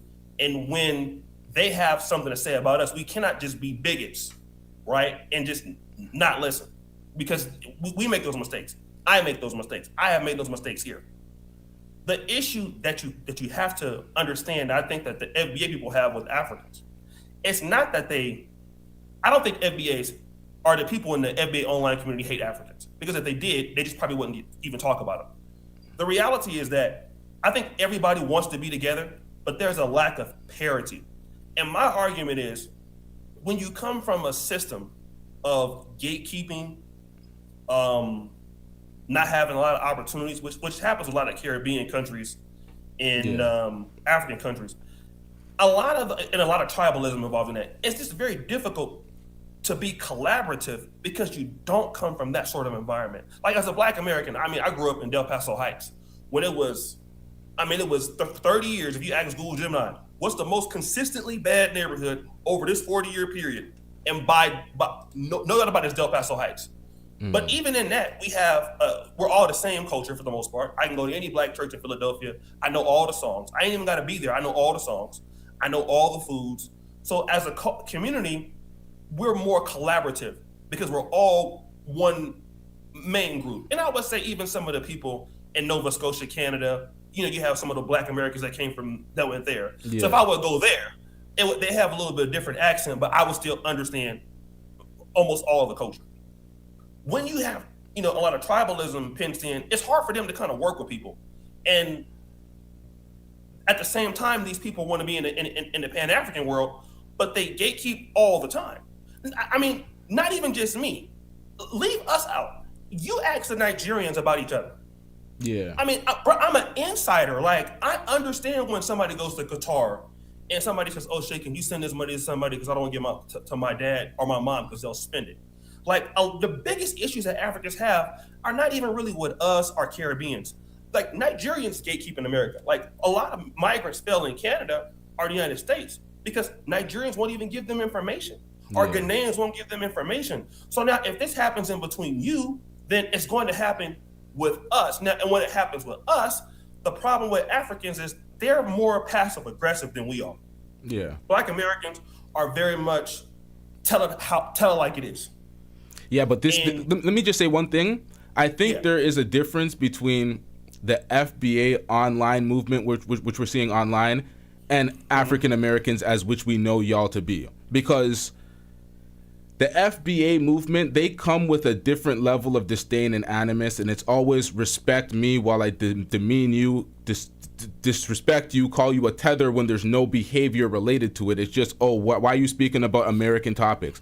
They literally look at me and they're like, you're Canadian, you're from Toronto, you shouldn't be talking about mainstream celebrity news and social topics that pertain to for me, I'm like, okay, there's a bit of confusion with some of the Americans. They don't really understand what our media and our entertainment consist of. They don't understand that it's a lot of copy and paste. That's why we're in the NBA, the MLB, the NHL. We're all in the major league. We share the same shit.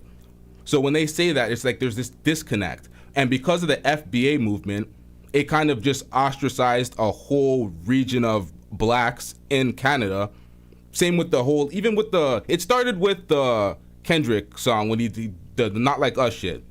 It really started with that, with the Not Like Us, and then people are like, they're different. They're not foundational black. They don't get it.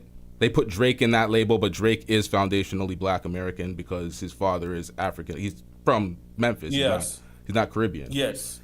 So it's like there is this divide now. It's like because of the movement, if you are born in America, you're first generation, but your parents are from Ghana, or your parents are from Jamaica or something.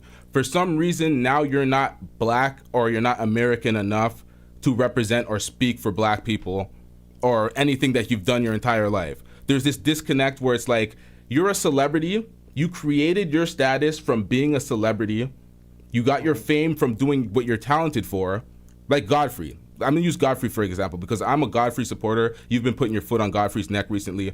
I look at Godfrey as somebody that's talented. He's definitely talented. Yeah, he got his fame, his esteem off of being talented. He spoke up for literally every black issue I could see. Every black issue. Every time there's a black issue, he has a short, he has an Instagram story, he has something on his other channel. He speaks up for everything. He was born in America. He's Nigerian of descent, but he's born in America. He has this black American lived experience, but now he's not black enough for an FBA. Now Lloyd Banks and Tony Ayo are tethers. Yeah, you bring up a very interesting point. I actually got a video on Godfrey, and I'm glad you brought that up because, again, what you get is, you got people like this too far to the right, and like I would never call you I think you're a brother that's trying to call it down the middle, right? But unfortunately, what's happened is this sort of issue between blacks and Africans was happening. My mother went to UC Davis in 1968. Before this became an online conversation in the 80s, my mom, I was young enough to remember, she was talking about it. So it was going on before then. It's reached over to a head now, right? Yeah. But it's been brewing. It was brewing even with Africans with the Caribbeans in London. Yeah. I mean, it's kind of wherever these guys go, they have this problem. It's not that you will go anywhere, even when Black Americans go places.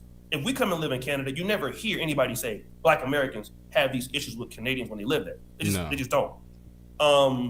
The reality is that if somebody's going to deal with you, they got to get something from you.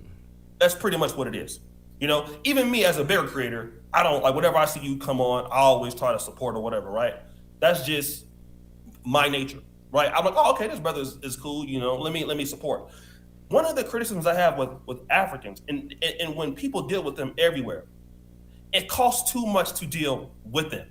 And when they want to deal with you, it's basically some vibes, but when they want something from you, it's tangible. Let me give you an example. Godfrey says, I defend you guys all the time, all right? This is true. He will defend. Once it came time for Nolan Wells' funeral and the fundraising, he wasn't there, okay?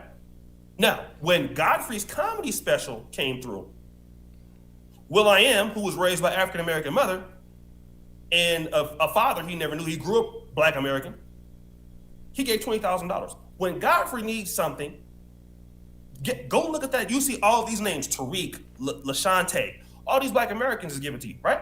Africans will not deal with Black Americans only on vibes. When you deal with Africans, you got to give them something. You can't deal with them for nothing. I think there. Let me finish this. Okay. Because I've been living here for like a long time, right? I'm gonna tell you because you're my brother, bro. Do you remember this nigga I had on my podcast? My name is Agaba. Remember that nigga? Yeah. On my King Ghana podcast. That nigga beat me for I don't know how much money. I swear to God, if he was here right now, he'd touch every wall in this motherfucking place. I'm talking about. He came to me. This is. I'm talking about like this is what people do. They align, they emphasize, then they recommend. And when they recommend, they align. Oh, okay. I'm from Cali too. Or I'm from Canada too. Empathize. Oh, I'm going through the same thing. Recommend. Their friend or you. They're all in their backdooring you. This is not all Africans, but most Africans when dealing with Black Americans, whether it's on the continent or in America, many Black Americans will say there's a predatory relationship between us and them. And it's never the same value that we give. And because you're Black Americans, you're supposed to look out for everybody else, just like South Africa is supposed to look out for all of its migrants. They're supposed to come in and get free health care and use up their resources. And a lot of Black Americans feel like, well, we got to be this open group and then being open while you contain your insular stuff away from us. That's how Pan-Africanism has to work with us. Now, the moment that the Black Americans want to do the same thing the Jamaicans are doing with their own communities, you know, the Haitians want to do with their own communities. Now, all of a sudden, we're dividing. The reality is that Africans taught us how to be divisive. Because ain't nobody more divisive than Africans. Ain't no one. I don't think there's no group of blacks on planet Earth more. You cannot tell me name a group of people more divisive, and it's Africans. The most divisive people on the planet Earth. I don't think Black Americans are divisive. I think the FBA movement online is divisive. That's what I think personally. I feel like these motherfuckers is trying to block anybody that is not of the FBA. They're like, oh, you're not FBA, like it's some sort of club or gang or something. I'm like, ain't that your lineage? They're always like hashtag FBA. I'm like, ain't that your lineage? I'm like, first of all, I don't like the name because I'm like, y'all are Americans. White people didn't adopt the name foundational white Americans. They claimed American. They took the title. So I'm like, putting yourself as an FBA is like, okay, you're slotting yourself as a second class citizen out the gates. You're saying delineate and say your lineage is from here is literally saying you are not African at all. Meaning that the transatlantic slave trade never took your ass from Africa. You were here. When they came there, you were here. You were native. That's what some people are saying that, which I don't agree with. Even Tariq doesn't agree with that, but I do. That was already kind of going on. I'm Indian, that kind of. But when you use the word delineate and you're talking about lineage, it brings that. That's what it means. It means you're not from here. This is my lineage is from this soil. So I think the verbiage is a little off. Okay. So let me just say this. There is a growing number of people online that's kind of spitting their rhetoric, and that kind of started with that one guy. I forgot his name. He was out of Baltimore, Maryland. He was this dude that was kind of pushing the Indian stuff. We were Native Americans, all that other stuff. I agree. I believe that when I look around Africa, when I'm walking around every day, there's no doubt about it that we came from here. Yeah. No doubt about it. Yeah, I mean, it's just. I mean, even the women even drag their feet the same. But the reality is that in order for somebody to deal with you, there has to be parity. That means whatever I bring to the relationship, you bring to the relationship. And I think that. But that's like a millionaire. That's like a millionaire trying to talk about, oh, we splitting rent, and you're talking to a minimum wage worker. It's like, oh, we need parity. Wait, I'm glad you said that. let me say that. So the thing is, like in the scriptures, Jesus talks about who gave the most out of these talents. Like a person has 100 talents, he gave 10, but the person had 1 talent and he gave it all. Who gave the most? So it's not about giving money. I have an employee that when he started working for us, he couldn't edit. He would just sweep the floor. Whatever he could do. Like, it'll make you cry, right? Whatever he could do, he would try. And I don't think that what people are looking for in Pan-Africanism is for you to give me, I have $1,000, you give me your last $10. But just the effort. If it's a cleanup, we can do something. But where's the effort, right? And I think that what's happened right now with so many of the African brothers that kind of have, even out of Black Americans, most Africans will help Black Americans before they help themselves. That's a fact. And I don't mean that's a whole other story, but anybody in the FBA in the community, like if you go to Nigerian, a Nigerian will help you before they help each other. Usually, that's the truth. But the reality is that we can't have a relationship with people and where we feel like you can just bring vibes and performative actions, such as Nigerian Independence Day, you show up, or if it's Juneteenth, all of a sudden it's now jollof instead of ribs. You're going to just hijack that. You know what I mean? And, it's never really a full support of what we do. But Black Americans support African business all the time. But one City of Philadelphia. One thing. My bad for cutting you off. Yeah, sure. Go ahead. Godfrey didn't drop any money towards Nolan Wells, but Godfrey stood 10 toes down on the boycott of Vlad. Folks were talking about Vlad is a culture vulture. He's disrespecting Black folks. He made the comments about the minister. He didn't apologize until 5 years later. He offered a bag to Lord Jamar. Lord Jamar went crawling right back. Godfrey stood on business. He stood on code. He lost an enormous amount of money not being affiliated with Vlad. So he didn't spend money, but he lost money standing with folks. Does that not mean anything? Does that go for anything? Is that not putting something equitable up at that point? Because you're losing a lot of money for the community. Well, that could be a good point. I mean, I didn't think about it like that. That could be a stance. What I will say, though, is that when you got to deal with Godfrey, you got to deal with cash. That's for sure. Okay? And the one thing that the Africans do, and I will tell you why it happens. In Africa, it's not merit-based. So people get by through relationship building to get positions. You know what I mean? Canada is merit-based. UK is merit-based. Either you're good or you're not. YouTube is merit-based. You're good or you're not. You can't fake it, right? Yeah. In Africa, you get by, how are you? Are you okay, sir? Kind of being very performative. Black Americans are more direct. So now when a Black American encounters an African, well, that person is just performative in general. So they'll be like, I support you. I do this and that. And most Black people are like, yeah, brother, you Black just like us. But when you deal with them, when you really deal with African immigrants on the continent, that relationship is not really solid like that. But when Africans want to deal with Black Americans, you got to pay. For example, look at what's going on in Ghana. This is just one example. Go to Cape Coast, and Ghana says, we admit to slavery. We're responsible for our part of it. But if you go there, Juneteenth, you go to the castle. The castle, they got a white man playing the conductor with a whip and all this stuff, and people crying. And that'd be $100, right? Send it in. When the African Union wants to market to the $2 trillion spending power of Black America, it's not brotherly love. It's you have resources and we need your skills. But we gotta make it seem like you're getting in touch with your roots and things like that. Which I've learned a lot about being in Africa. But what I'm saying is, if I fuck with you, I fuck with you. But if you don't, just tell me that. But I've been here long enough, man, to let you know that a lot of people that say that they're your African brothers and sisters, it's not necessarily true. Because a lot of the people attacking me are in France, Pan-African Keyboard Warrior Syndrome. They're in Beverly Hills on the bus stop. You know what I mean? Taking pictures, sitting in the back home. And largely, when that person is working, they're sending money back to Cameroon. They're sending money back to Ghana. They really can't participate in this, but they got to be attached somehow. And the biggest group you can be attached to is the Black American community, because the Black Americans have all the institutions, the political institutions, the Black churches, the HBCU networks, the kind of connections are throughout the whole entire world. And, if you can attest to that, when, you get everything for doing nothing. What Black Americans are saying is, well, at what point do we get something from dealing with you? And largely, I can tell you, you're paying for everything when you're dealing with Africans. You're not getting anything for them. Like how many you would just, I'm gonna come fuck with you. You ain't gotta pay me to come on. Yeah. That's not how the relationship works with most Africans. That's not between Black Americans again. So how often can you feel like that? Like, I bought World in Maya. I'm gonna tell you a story. I haven't told it. Okay, hold up. I have one question.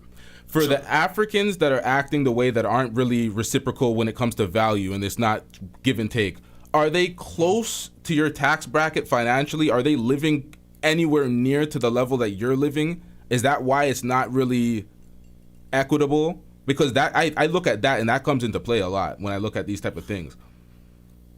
Oh yeah. I mean, they've been doing even way better than me. Okay, so that's slimy then. I mean, there's some Africans are doing if you're a successful African American, not only are you wildly smart and intelligent, you have another source of income that most Black Americans don't understand. Where there's farming. I mean, people make fun of bushmeat. I mean, I looked at bushmeat is a business you can make $1 million a year in Ghana and Nigeria. It's a real business. So that's even makes it worse because you have so many successful Africans. Even Godfrey couldn't get any money from them for his project. Even Godfrey. So now when you look at Africans, go and look at the Nolan Wells GoFundMe. You might see individual Africans giving, but where's the Nigerian associations? Where's the Caribbean associations? But they'll be there. We support you. We stand with you.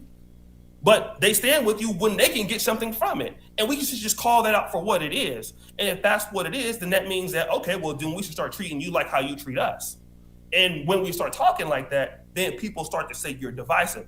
The reality is that most of these groups, and like I said, when they came to America, they kind of wanted to get over there, the UK. A lot of these brothers are divisive. Take America out. When Africans went to the UK, they had a big beef with the Caribbeans for many years. They were divisive. I believe Africans had a problem in Canada. Am I not lying? I don't know, man. I look at... If you look at your history, you can document it. Africans have always been divisive with other Black groups wherever they go. South Africa, they're having the same problem. 1983, Ghana. Nigeria says Ghana must go. All right, the 70s. It's very broad. I don't know which Africans you're speaking about, and then I look at things more individualistic. I don't look at it. Okay, I dealt with a bunch of folks from you name an African country, and they slime me. Now all of a sudden I'm looking at them fucked up, and I'm like, nah, that's just a group of motherfuckers. I don't look at it the same way. Like, I don't know, man. Because at that point, I've been fucked over by Jamaicans. I'm not gonna have a self-hatred campaign towards my own group. Like, I don't know, man. No, that's a good point. And I mean, I agree with what you're saying because, like I said, you're a Jamaican and Guyanese. Guyanese. Like, as individuals, if I fuck with you, I fuck with you, right? But what I'm saying is, if we have these associations, and these associations are saying that they stand with the Black community. Then as an association, when something like this happens, here you should come with something, in my honest opinion. My whole thing is, when it comes to standing with the community... If it was them, we would give. I'm gonna say this, Black Americans give 25% of our income in charitable donations every year. We're the most giving people per capita for other people's issues on the planet. Nigerians give too, on their issues. But Black Americans give the most money out of everybody, including whites. Certain groups don't agree with certain perspectives that Black Americans take. Like when it came to defending Carmelo Anthony, a lot of people like, yeah, no, he stabbed the motherfucker. We're not defending him. We're not. And then they get looked at as if they're not on code or they're being a tether or something if they simply don't agree. But you said something like, "There's no flat blackness. We're all different," and the thing that confuses me about the FBA movement is they're trying to delineate, separate for reparations. You are not us. You're not getting our reparations. You're tethering on to reparations. But the African Union and CARICOM put in their own what do they put in? They put in their own proposal to Britain for reparations because they're plays with the British and the French. What the fuck was that? Someone, hold on. Oh, I think I heard about that. CARICOM, that's like the Caribbean, Jamaica, Haiti, those people, right? Yeah, it's the Union for the Caribbean, and then the African Union. They put in their proposals to the English and the French, but they're not. It's a different reparations. Like the Black Americans are going to America for reparations. The Caribbean, we're all going to the UK and France for reparations. In Africa, France, the UK, a little bit of Portugal. So it's different. I think a lot of that is unnecessary, and it creates this online turmoil when no one's actually fighting for reparations when it comes to the paperwork. They're all filed to different people, different nations, different processes. So I'm like, a lot of that is redundant. Well, no, I like, for me, when I'm even making my videos, I'm not calling anybody like names.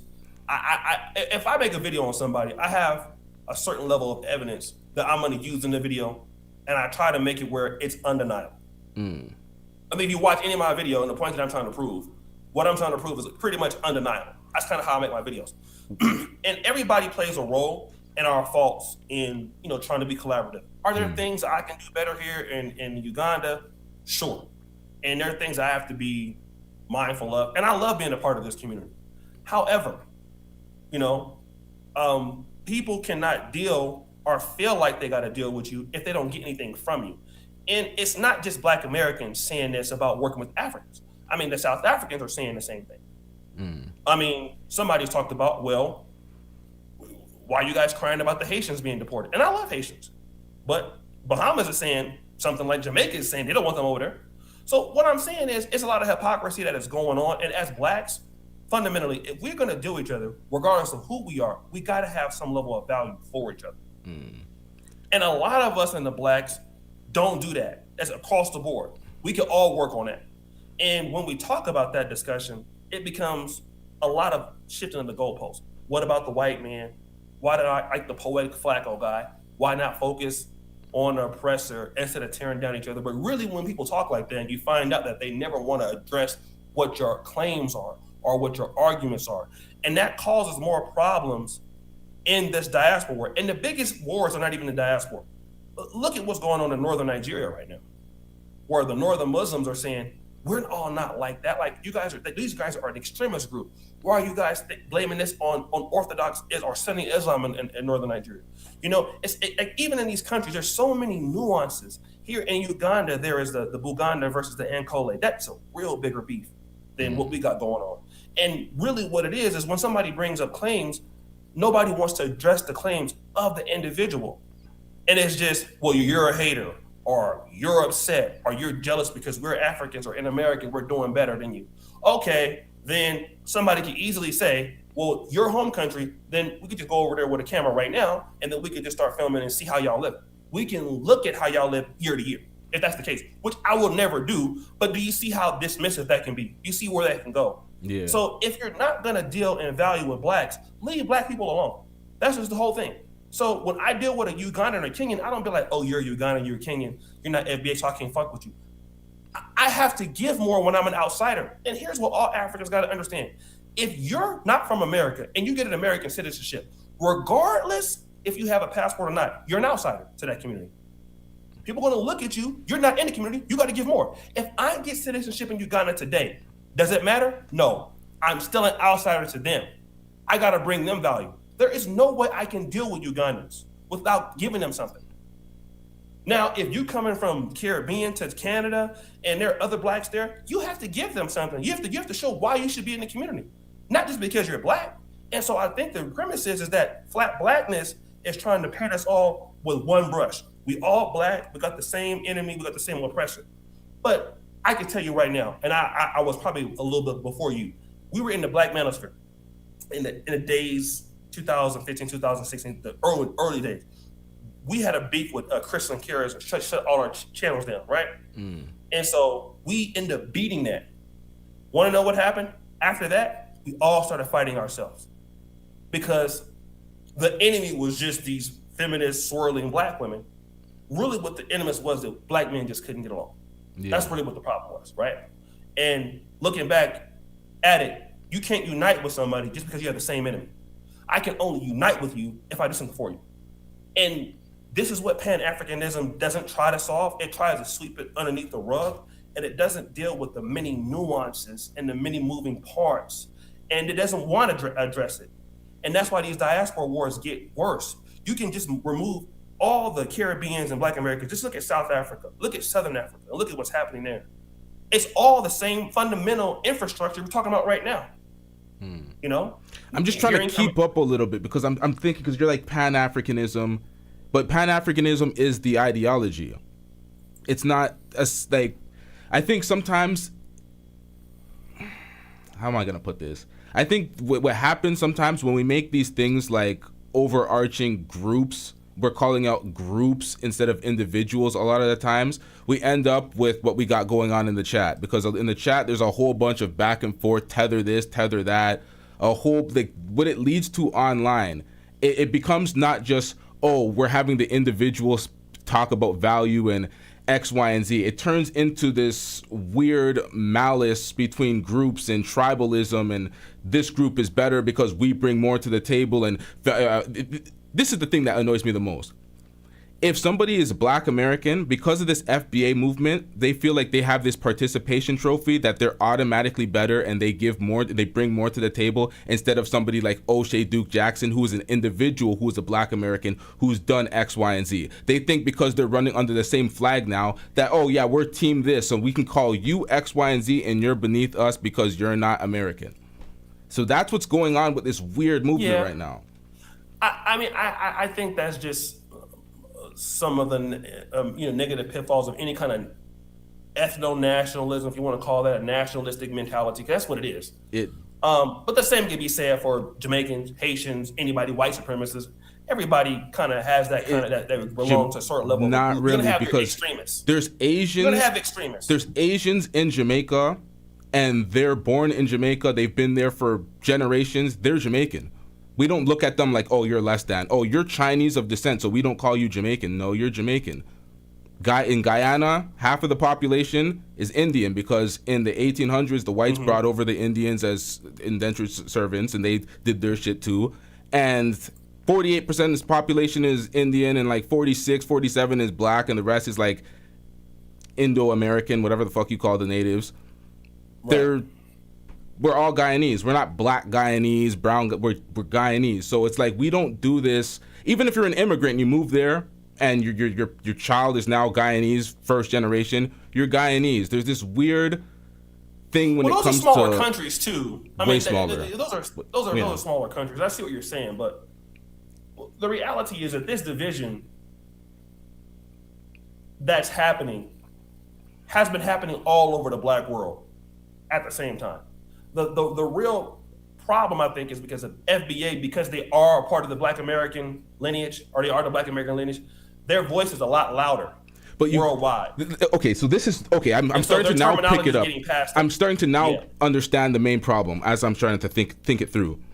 As a person that is North American, born in Canada, or if you're Nigerian like Godfrey, born in America, your experience is way more North American Black experience than it is that of a Jamaican experience or a Guyanese experience or like a Nigerian experience. So we're Black in these countries, Black in America, Black in Canada, but all of a sudden Black in America doesn't mean the same thing. If you're Black in America, you're building with the community. Now you are, so like there's legit commenters that think they're above somebody like Godfrey, who's done the boycott and done the work for the Black community, because they're FBA and he's not. They have to, now Godfrey has to prove himself to some random idiot in the comment section that thinks, hey, I'm this. It's like almost like white supremacy, when you're a poor trailer park trash white person, but you can call a Black person a nigger. Now these Americans can just call us tethers. I stand up for the most Black causes, and you have a bunch of idiots. Oh, you're a tether babble. You're trying to get our shine and our light. And I'm like, nigga, I'm from Toronto. Do you guys know geography to save your lives? Like, I don't know, man. It's just I saw. Let me say this. I saw the same thing with Kevin Samuels. If you remember, were you streaming when Kevin Samuels was live? Yeah. Do you remember when Kevin Samuels put out the high value man thing? Yep. And everybody and their mama was going around kind of just misusing the high value thing, and kind of just like maybe misunderstanding what he was saying and kind of making it kind of like, in a way, bastardizing They the were high value. remixing it. They were remixing it to their own thought. They were putting morals and all this other shit in it. And I'm like, bro, he listed out 5 direct things. He talked about network of men, value of X, Y, and Z. I can't remember the particulars, but I mean, I think that in any kind of popular thing, that can happen. I'm not here to say that those actions are right for somebody to just call you Taylor for no reason. It's not, right? But people are going to go to the extremes with anything. And I don't know if you can, if we can help somebody that is going to be extreme on their own. Here's what I feel that we can help. And there's a lot of good Africans out there. There's a lot of good Caribbean brothers out there. I know that, right? And yes, I can find myself buying into the negativity. But the division that you're seeing today, FBA just has the biggest horn in this.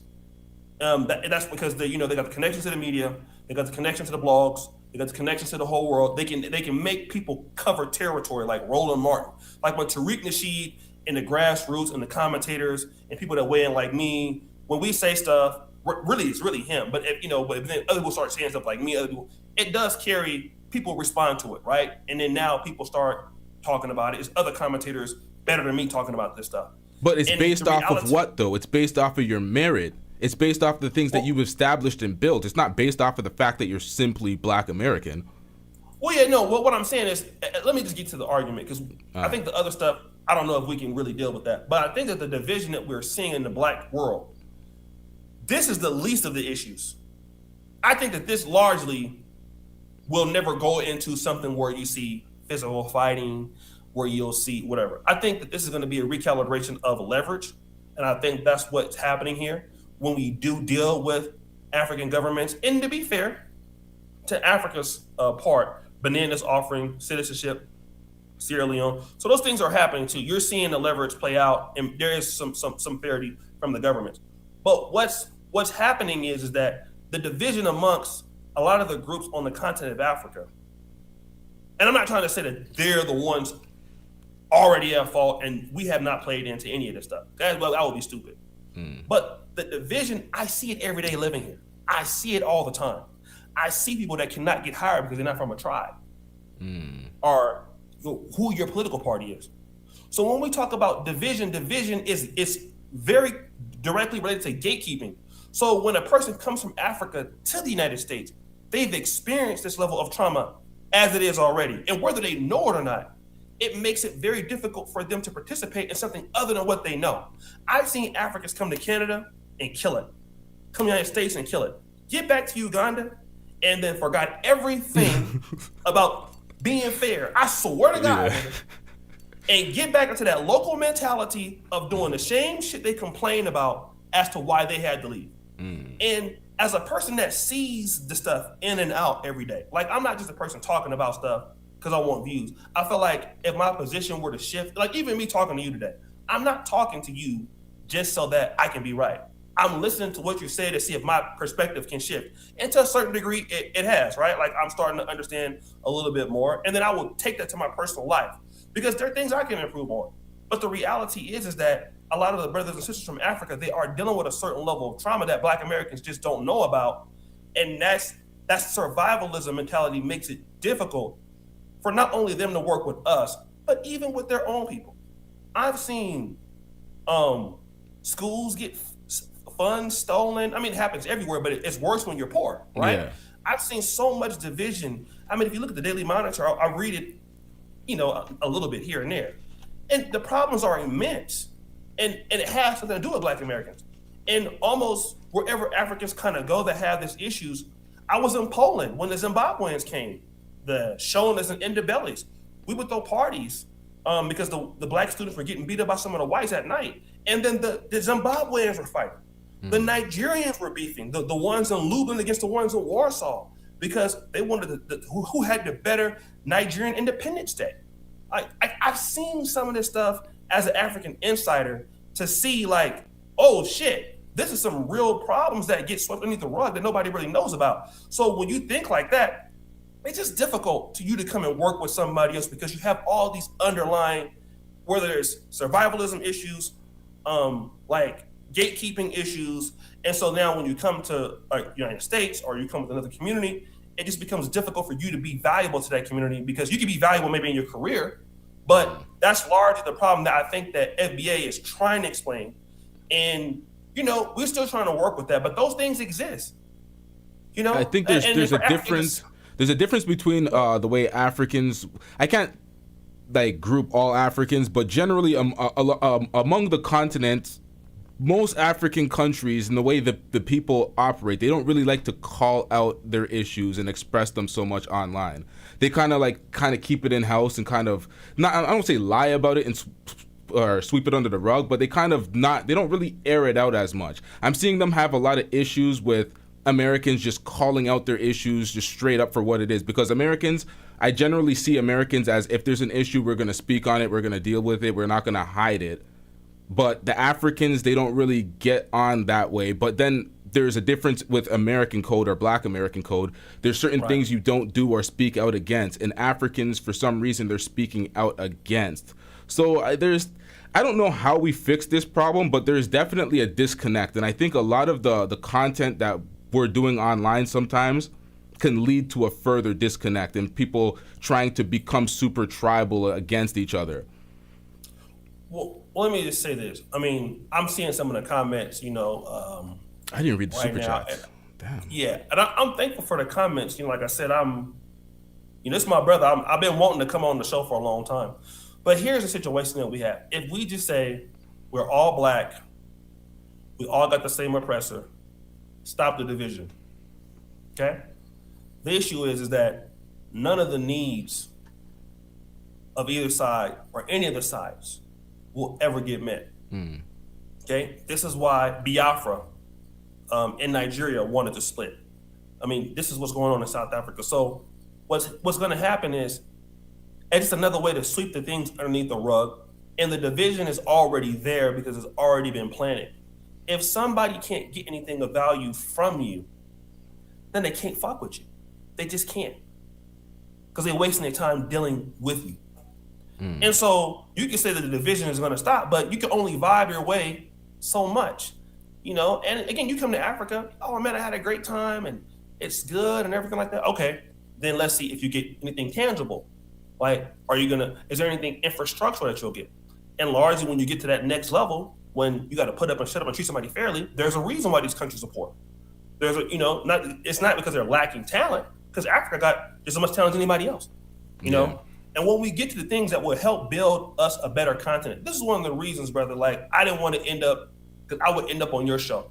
You know how much money I could have made for just giving content creations courses, like with the kind of the background, like, you know, I would say I'm a tier 1 commentator. I'm not the biggest, but people I put on, people I've helped. Yo, Oshay, you know what pisses me off? When you say, oh, this nigga's better than me. Oh, this nigga's... And I'm like, yo, this bum-ass YouTuber, you're giving too much credit. Yo, this nigga's a better commentator. I'm like, no, they ain't, nigga. What you do that for? Some of them are better. I mean, man, come on, man. Like, you said that about Anton before you started cooking Anton. I'm like, Anton's ass, bro. This man, he plays the shitty video from TikTok, stays there for like 3 minutes, says a 1-2s, wraps up the video, 100,000 views. Well, let me say this. Anton is a better YouTube personality than me. He's not a better, I don't think he's a better commentator, but he's a better YouTube person. That is for sure. Anton, I'm gonna tell you why Anton is a better YouTube personality, because Anton has a stronger offline presence with, you know, he'll go here, he'll go there. He knows how to keep things going, how to keep people talking about him. So in terms of that, he's excellent as far as, you know, marketing himself and keeping himself algorithm. Is he a better commentator than me? Not in a million years, right? He cannot structure videos good or whatever like that. But he is an awesome YouTube person. I'll give him that. Yeah. But I have never said I'm gonna sell a course. Like if you emailed me, asked me, man, can you help me? I'll just do it, right? I never brought a tour. I never brought a tour to Uganda. I never had nobody invest in the country. Why? Because I didn't want my community, or even the brothers from Caribbeans or whatever, because they all emailed me. Yeah. I didn't want none of them to be harmed. And I could have been the niggas doing all the scamming. And you never heard that about me. Yo, can we talk about Austin Holloman scamming? Can we talk about his various schemes and scams? Because we called out all these other people, but you never called out Austin Holloman. Well, let me, so the thing is, I saw some of the videos. I'm not gonna speak on. I know that Austin. I just talked to him. I'm actually in Nairobi. I just missed him. So, I don't want to talk about my brother right now because I haven't had. We gonna talk about it offline. No, man. Oshay, man, you're too loyal to your folks, man. You're too loyal to the folks, man. I heard about the barbershop, I heard about the things, but like I said, he like a little brother to me and everything like that. We, God is not through with him yet. We still, the brother is still coming up. Okay, we gonna still, we still praying for the brother. You know what I mean? But I heard he had certain things and all that. But as far as me, I love my community. My community did a lot for me, and I will not harm a brother from Guyana or a Ugandan American.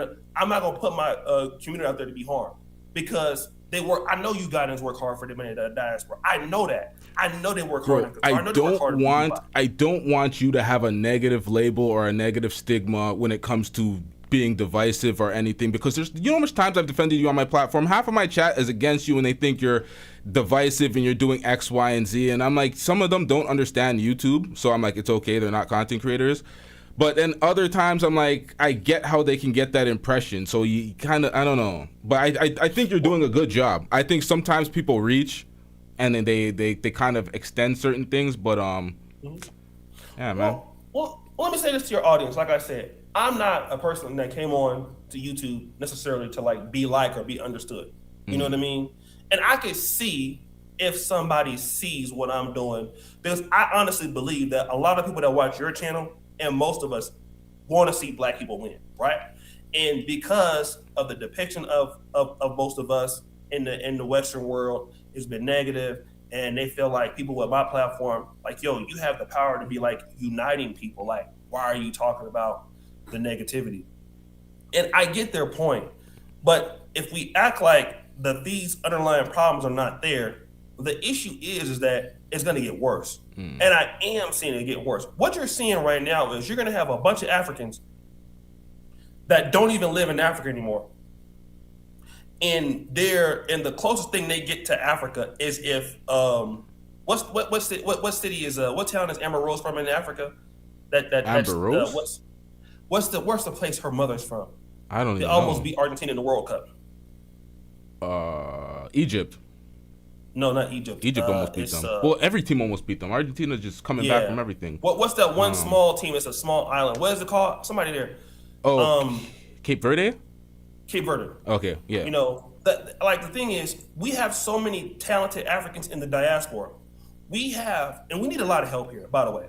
We have so little infrastructural development.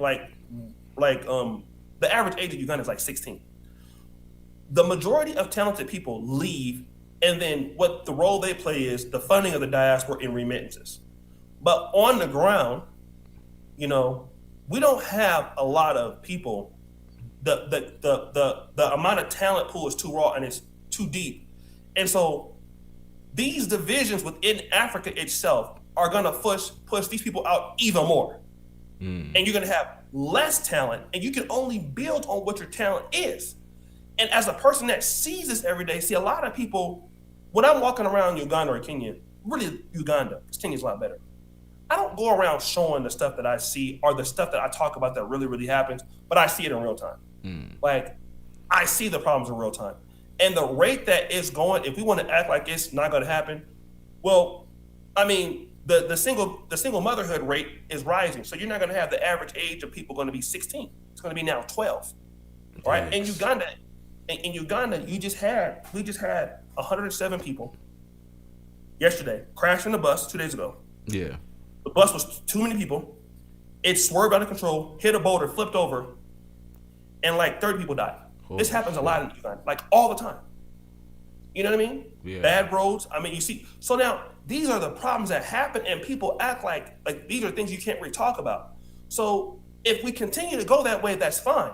But these problems will just get worse. And I'm going to tell you what happened. I had a young lady that I used to know. She got killed. She got killed actually while I was in Kenya. And because there are no opportunities, the things that you start to see is women getting robbed, women getting killed. My editor was driving one night and just somebody threw a brick through the window. My car. Boom. Yes. And just like these are things that happen as a result of of these things happening. And so now imagine the diaspora coming back and trying to step into that and don't know what's going on. Then guess who the targets become? We don't know what we're stepping into. So we can continue to deal with it as we can, but the writing will be on the wall. And a lot of the people that are, have an issue with how I'm saying it, well, you don't live in Uganda. You're living in Texas somewhere. You're living in wherever, you're in Asia, you're somewhere else, you're in Canada. You're safe. And when I'm walking down the street all the time, I'm not safe. You know what I mean? Anything can happen. And you go to get sick and get hurt in Kenya or Uganda. If you ain't got no money, let you die right there. I had a guy that got into a car accident, and he's one of my best editors. I used to do skits with him, those little African skits. Tim the comic. Do you remember him? Yeah. I used to do skits. He got killed. Holy shit. He got killed. I came I flew to Sacramento from Air France. I got in. By the time I plane landed, I didn't know he died. Somebody said like, "Oh, Kim the comic just got killed." Man, you started playing. I was crying like a baby. Like I have really attached to these people that live here, like they're my my own kids. That's why I'm still here. So I would tell people if you don't understand my way of what I see every day, and I don't want to come out and always talk about it, just understand that it's always from a place of love. You may think it's division, but the reality is that we got to have conflict to get to the bottom of the resolution. I know I might not be able to do much, but I think these conversations are needed because I want all the blacks to win. Yeah. All of them. And that's the way I look at it, because even if I'm not a part of the black group that's winning, that's why I don't care when certain groups like they stick together and they build together. If that's the way they could win and uplift their community, that's the way they could win. I'm just looking for everybody to try to win and not tear each other down. But at certain points, I get it. You have to call out some fuckery, because if you don't, the fuckery will persist. But for the most part, I just I want the direction to be of, let's build. Let's figure out a way we can put together collaborative efforts, strategies to actually help our communities, because we don't want to be last place. We don't want other folks coming and shitting on us when they're immigrants in our countries, like that type of shit. And then we have other black Africans shitting on us. I'm saying us, like North Americans, when they come to the country. We don't need any of that. I don't like, we can highlight that, but for me, I don't think that does a lot if we're gonna spend, like, sometimes when I look at Tariq's channel and I see this African doing this tether doing this, I'm like, the focus on that doesn't do anything for your collective group. It's just shitting on other black groups. I'm not saying that you're doing that. I don't even know what the point I'm making right now. I think we've been talking for a very long time. But let me get to these super chats real quick, and then I have like one more question I have to ask you real quick. Yeah, sure. Super chats. Scammers also imitate established companies, e.g. CRA. Shout out to CJ OJ with $2 super chat. Yeah, there's all sorts of scammers pretending that they are the Canadian Revenue Agency. That's the CRA. All sorts of scams going on. Shout out to Lee with the $10 super chat. Lee says Oshay promotes Tariq and will spread misinformation. He also never calls out the, what is that, the Peach Man? I don't. Who's the Peach Man? Oh, maybe Donald Trump. Oh, the Orange Man. Yeah, the Orange Man will go after Michelle. Donald Trump is a terrible president. I mean, I'll come out and say that right now. Yes, Donald Trump is terrible. He's horrible. Right? He said we'll go after Michelle Obama and Obama for no reason. Release the e-files. Oshay liked calling people Canadian people a tether. Sorry, the grammar's a little off there, but Oshay liked calling people a Canadian tether. I don't. I've never called anybody a Canadian tether. Yeah, I never heard that either. Shout out to Lee with the $2 super chat. Lee says, still promotes Haitians are eating cats and dogs. I don't never promote that. Yeah, I don't know what. I never met a Haitian I didn't like. By the way, let's talk about like tethers. The Poetic Flacco came out and said, I'm the one that helped Poetic Flacco with his strategy that blew him up. I didn't tell anybody that. He came out and said he didn't speak about that after. He made that video. He made that accusation on you. You responded, and then he went silent. What the fuck was that about? Why is he not saying it? Why is he not following up? It was just a lie. Like, I mean, Poetic Flacco was a liar. He was trying to act like I wouldn't help him if he was not African. It was like, at first I was gonna let it go, but again, like, it just being. I don't dislike the guy, but when I see stuff about him, I talk about his ass. Yeah, because he's just being disingenuous. But ultimately, like I said, somebody said, "Oh, Oshay, you went to Uganda because it was poor." Bro, here's the reality, man. When I was living in Europe, I was making the most money that I ever made and still doing well. I can live anywhere in the world. All right. I'm top 1% creators, hands down, not to brag. All right. If you look at my track record, that's what I am in the black sector. I've helped probably the most creators. I have over 500 million lifetime views. I could live anywhere. There's no place in the world that I could live and not be successful. So that'll be got out the way. Okay. So it could be anywhere. It could be in your neighborhood. Or I come to your city, live better than you if I wanted to. And nothing you can do about it. Jeez. Okay, let me get back to the super chat. Shout out to JSSF with the what's that? Welcome to the chat pass. You got a chat pass membership. Shout out to you.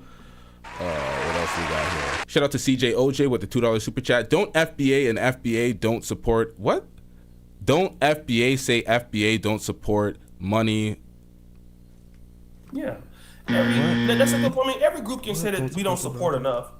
True. Okay, for some reason, but that doesn't. I'm illiterate for a second. Let me read this again. Don't FBA say FBA don't dollar support their projects. And y'all just speak, man. I hate these motherfucking signs and these emojis and shit. I can't read these shit, man.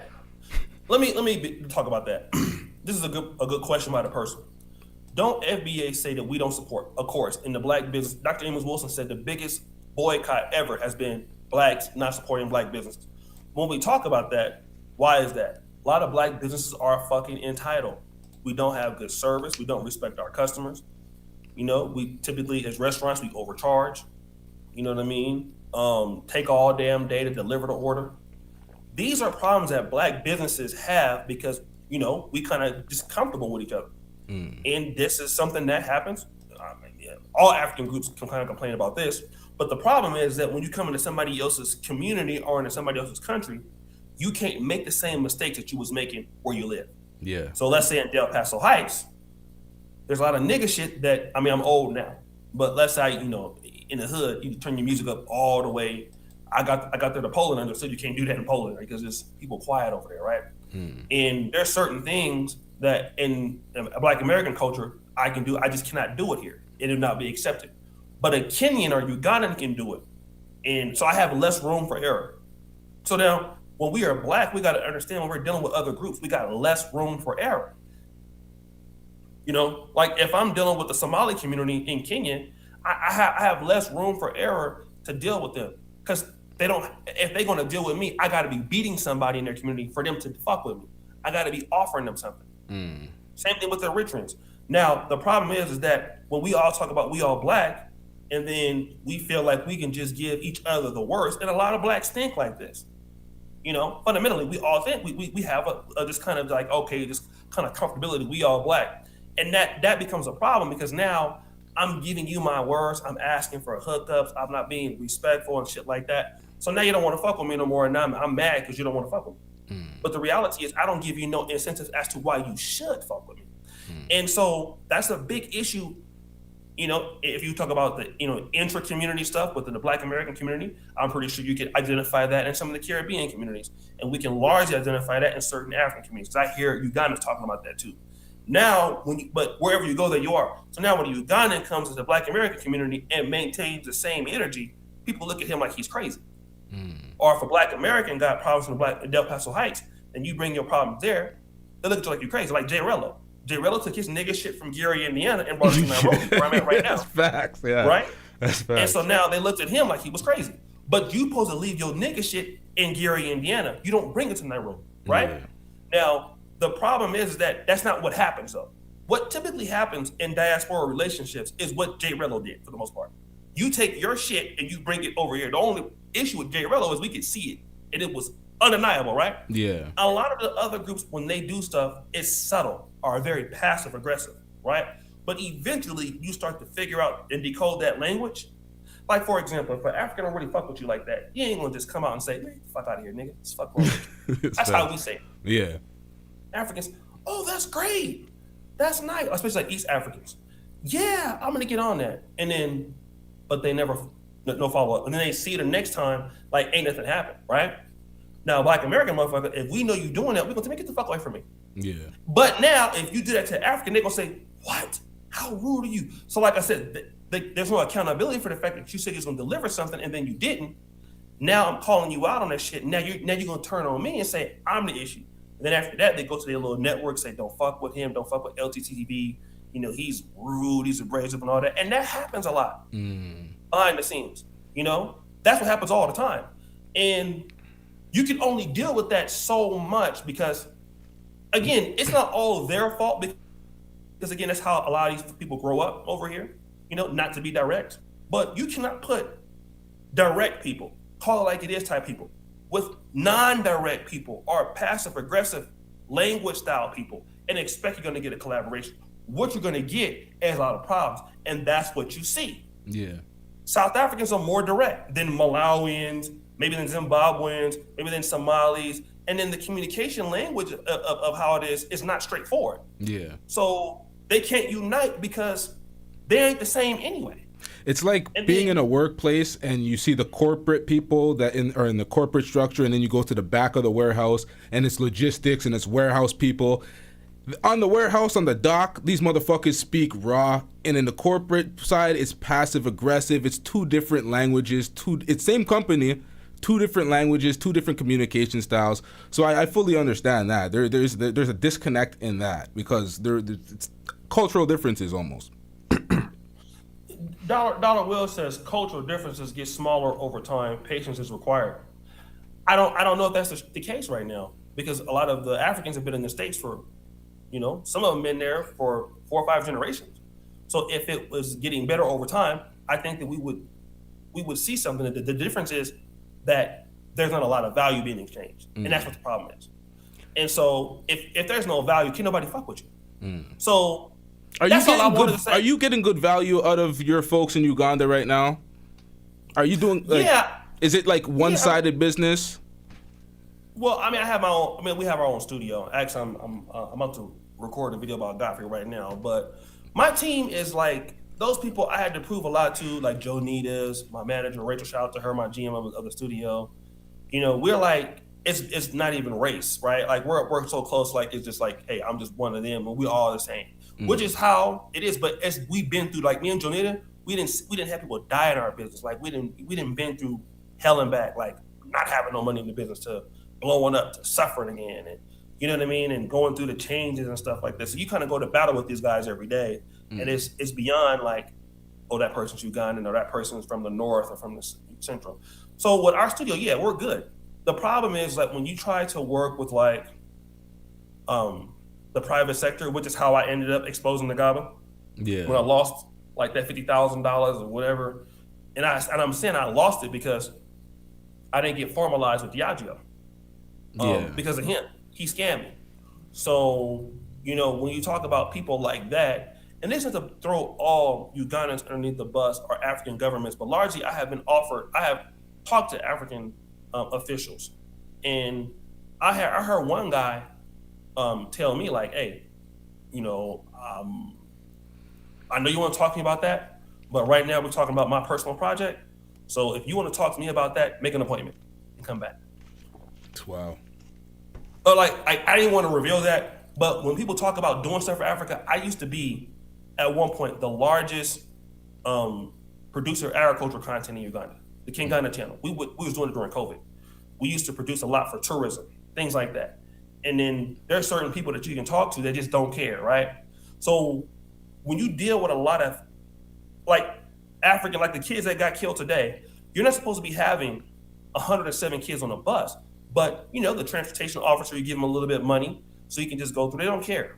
Yeah. And so when you talk about that, the people that's living overseas that are African, they understand that happens, what I'm talking about. But are they upset because I'm talking about it? But you know why that's happening because you're living in Montreal now, or you're living in Los Angeles now. You're living in Beverly Hills now, you know?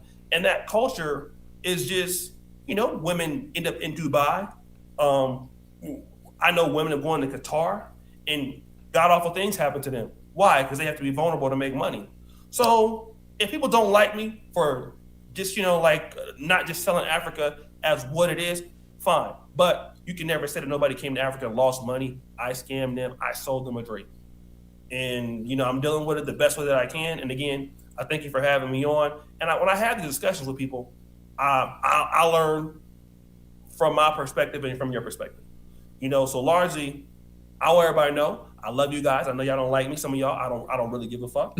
But I want to see black Nigga, people it's win. my channel and I have so much haters here. Fuck, who cares about the chat sometimes, man? Fuck these niggas, man. I mean, if you can see my contribution in the black YouTube community, I've always tried to help black creators. I didn't care what race they was. Yeah. If they, I will help them. You know what I mean? So, brother, we gotta do this again. I'm glad I finally got in. Pause. Yeah. But shout out to you, man. You're doing good work out here, bro. Don't worry, man. You're doing good work out here. Always respect to your platform. Yeah, but that's why I'm doing it. Like, if you listen to what I'm saying, yeah, the titles are provocative. It's YouTube. But listen, it's YouTube. They don't understand how hard it is to get fucking views. If I frame things perfectly, nobody watching it. If I tell you what exactly it is off ripped in the title with the thumbnail telling you doubling down on what the subject is, you don't clicking it. So they don't understand that. Right. But, if you listen to the framework, and again, black people are going to continue to keep having this division amongst themselves because there is no incentivization. And when black people feel that one side or the other, whether it's the diaspora, intercultural, or intercultural, which is tribalism, if they feel like there's no value, you're going to have beefs. Yep. And the biggest groups that have the most division are amongst the African community. Do you think do you think a lot of those folks? Do you think a problem with a lot of African nations is the government structurally kind of trickling down to the citizens? Because a lot of the way they speak about corruption at the top a lot in Africa. A lot of Africans speak about it's corruption. It's corrupt at the top. We can't do X, Y, and Z. That's why we're in America sending money home. The corrupt systems of Africa. Yeah. So I think shit. Another super chat. Hold on. Oh, that's THPP Network. That's my brother, man. It's a duo. They be killing. They have some good videos. I missed a bunch of these. Hold on. What are these? This guy Lee said, Oshay said Haitians eat cats and dogs. I've never said Oshay Haitians eat cats and dogs. This guy here, I don't know who the hell he's talking about. I reacted to a video that said that Haitians were eating cats and dogs. That was the allegation. Okay. But bro, if you pull that video up, all my videos up there, you go find the video. I watch a lot of your videos. I never heard that, so I don't know where that's coming from. But yeah, I'm struggling to scroll up and down these. Okay, so which ones did I not read? Let me just get to the. Are you making a move now? Okay, let me just read this. So Lee with the $5 super chats. Lee says, "Oshay, you talking about SA South Africa, but you don't talk about Orange Man. He is stealing billions and works with Ed Blum. Never addresses anything. Donald Trump, even calling Michelle monkey." Okay. Shout out to THPP Network with the $10 super chat. THPP Network says, "This was a good conversation. Glad I caught it. Shout out to LT and Oshay. Northern Cali, love my G. Shout out to you." I don't know why my brain did autofill and went straight to LTTV instead of LT, but where else? Let me grab this one too. Shout out to Lee with another $5 super chat. Lee says, "Oshay did say that Haitians eat cats and dogs. You promoted it with Tariq's videos, and he said it about 2 months ago. You don't like orange, but voted 3 times. Laughing face." I said, "Wait, you promoted? Wait, what? I'm so lost." No. What is that would have been clipped all over Black YouTube. If I'd have took the video down, it would already be up. Yeah, if I said that Haitians eat blacks and dogs, yeah, it'd been already. Yeah, Nana would have been on that or something. Like someone would have said something about that. Shout out to Bebe with the $5 super chat. Bebe says, "Leave my nephew Oshay alone. His mom is from my hometown, Bastrop, LA, FBA, Bastrop." Yeah, I pronounced that wrong. My grandma went to Morehouse High School. Okay, so shout out to everybody. Acting like his vision is blurry. My vision is blurry. Now I got old this year. I can barely see now. Like that's the truth. My vision is fucking blurry, but I believe that super chat. Oshay's a liar. Man, believe whatever the fuck you want. You find that video, whatever it is. I said a lot of terrible shit on this platform that I wish I could take back. That ain't one of them, right? And like I said, I love Haitians. Who else? I love all these niggas, right? Even the Haitian video I made the other day, I never made a video of a Haitian that I didn't like. There's only one Liberian I don't like, and that's Paul de Flacco. Most people in the groups I meet them all over the world. I like all these niggas. You know, whenever I see somebody, when I'm in Dubai, anywhere, I always stop and I talk to everybody. Whatever I'm doing, if I'm eating, I always stop and talk to people. Just like now. You know what I mean? Whoever I meet somebody. So y'all can stop that. So Oshay got a history of helping black YouTubers, African YouTubers. I got that history, nigga. So even if my views on this are worse than what you think, nobody can say that, the real work of what Oshay do. Because a lot of things too, let me tell you this, brother LTTV. It's a lot of stuff that I do behind the scenes, which is nobody's business, that don't nobody know about. Yeah. Every day. Which is not me to come on here and try to share that about folks or whatever. You know what I mean? But, there's a reason why I'm still in Uganda. I ain't never been deported. A lot of motherfuckers know me in the government, in the airport, when I go take flights all the time. People know me, right? So if I was supposed to be going, I'd have already been going. But man, let me go ahead so I can go ahead on, brother, and roast. I gotta set this thing up, family. I'm a big fan of the show. I'll be here in the chat when I can see it. So yeah, man. So thank you for having me on. Yeah, no problem. Yeah, we got to do another collab. We got to set up something, man. Shout out to you. Respect for calling in, bro. Respect for calling in, though. Yeah, you my brother, man. Like, you be getting all my sound bites, so I have to, I'm like, so I had to pay homage, brother. So the booty clapping sounds. I'm getting. Oh man, listen, and thank you to your chat, man. Like, I know people don't necessarily like, but I would say your chat for the most part. Like, I was over on Diners Tamir chat, like, a lot of them don't like me. That's a real strong pro-black community over there. Yeah. So, I mean, the girl hopped on there. She was cussing me out, cussing my mama out. She said she was gonna whoop my ass. So at least it was a lot better. Like your staff, your audience is a lot nicer than Dynasty. I won't even go over there. Jeez. So yeah, we have a small audience today, man. I need to stream more and get more consistent because my crowds have been dropping. That's what happens when you don't stream that often. But it is what it is. We have a good crowd here talking. Yeah, man. Shout out to you, man. We're gonna wrap up the show though soon because it's been 2 hours, 2.5 hours. Yeah. Hold on, let me read this. Oshay, remember when you were Tommy Sotomayor? Brother, I have never been a disciple of Tommy Sotomayor, but I will tell you, Tommy Sotomayor is a very talented commentator.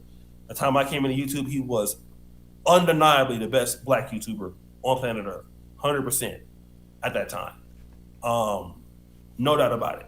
His talent is out of this world. Work ethic out of this world. I could never take that from him. Tommy Sotomayor is elite, even though he's controversial, shit like that. He's down bad. In this business, he in his time, couldn't nobody touch him. 100%, nobody. And he was the best guy. Shout out to Pharaoh in the cut with the $2 super chat. You said my Sulan, delineate, but also elevate, please. He was saying a lot of bullshit that was anti-black, but as far as just like talent-wise, he was the best. Yeah. Gotta give it to him. Definitely. All right, man, we're going to wrap up this episode. I don't think I'm going to react to the rest of the Nana thing. That sounds weird. The Nana video.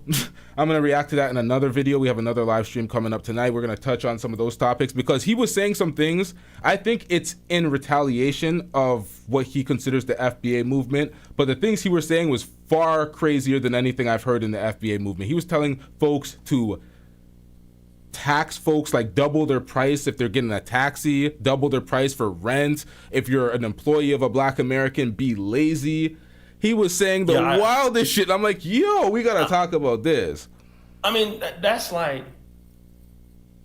a person that would say that, number one, where's that person mentally? Like now it's not, if the guy tags me on my YouTube, it's like, okay, now that person has some level of a mental problem now.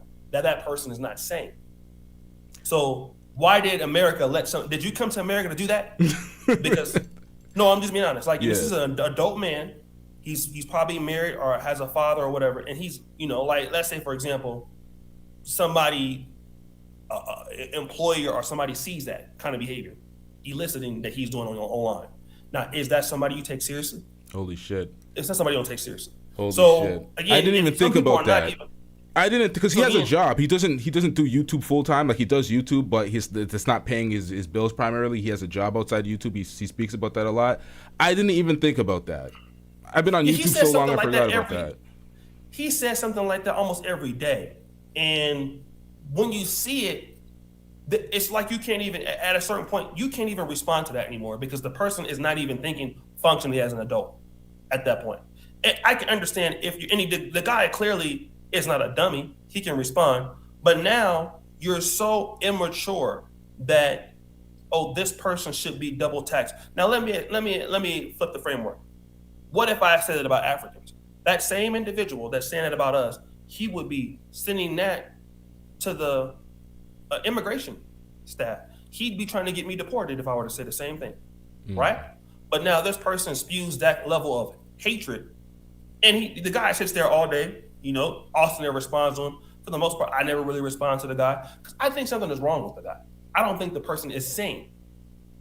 I think the person has a mental problem because once you start going off to that Richter, now we're not even talking about what I'm talking about. If you look at any of my pre-recorded videos, even if you think that I'm reaching or whatever, it never gets to the point where the action needs to be off of this because I feel like this.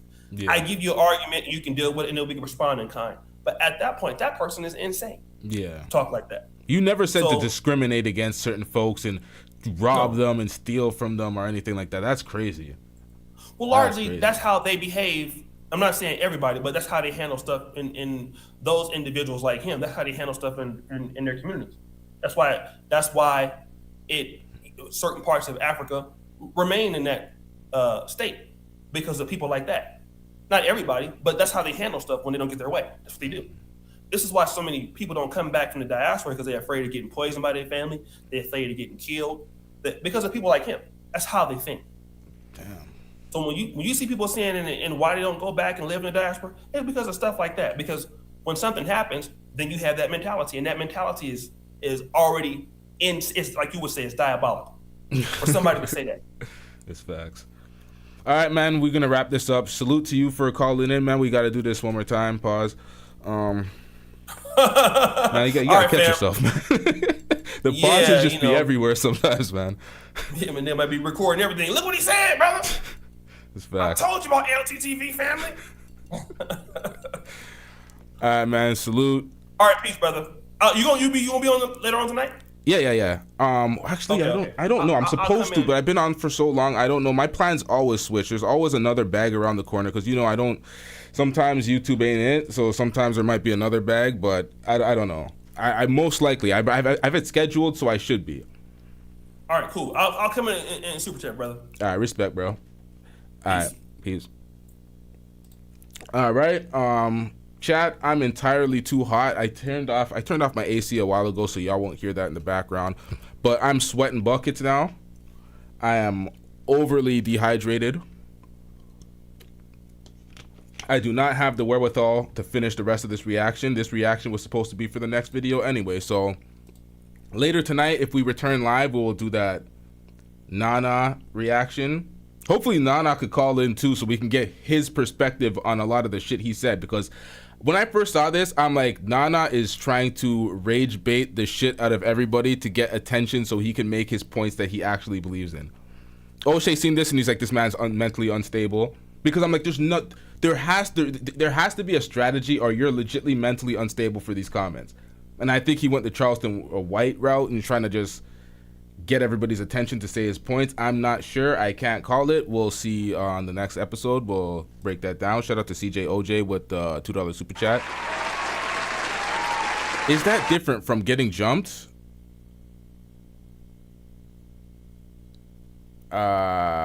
Is what different from getting jumped? I don't know where we're at. Is it this? Is it another comment? I don't know what that's relating to. What's this different? I don't know. Is that different from getting jumped? Yeah, see, I fucked up. I should have read that during the time. While it was relevant to the topic, if I read that, it would have made more sense, but it didn't at that point. Because I don't know what you're talking about, but shout out to you. Oh, she's saying Africans retaliate against each other. Oh, okay. Yeah, that's a question for Oshay, actually. I was gonna try to answer that, but I'm like, you know what? That's not really the question for me. Yeah, man. Shout out to everybody. I'm sweating buckets. We wrapping this up, man. I have nothing left to say. I ain't gonna lie, chat. I'm hungry as fuck. We out. Yeah.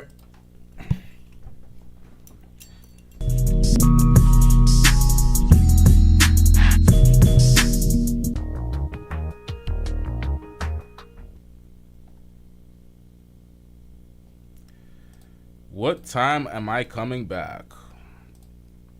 I'm answer this question for CJOJ. Shout out to CJOJ spending a lot of money on these super chats. Shout out to Oshay once again for calling in on the show, because this wasn't even a big audience or a big show, and Oshay still took the time to show up. So salute to him. Shout out to him. 11:30. We on at 11:30. All right, we out, man.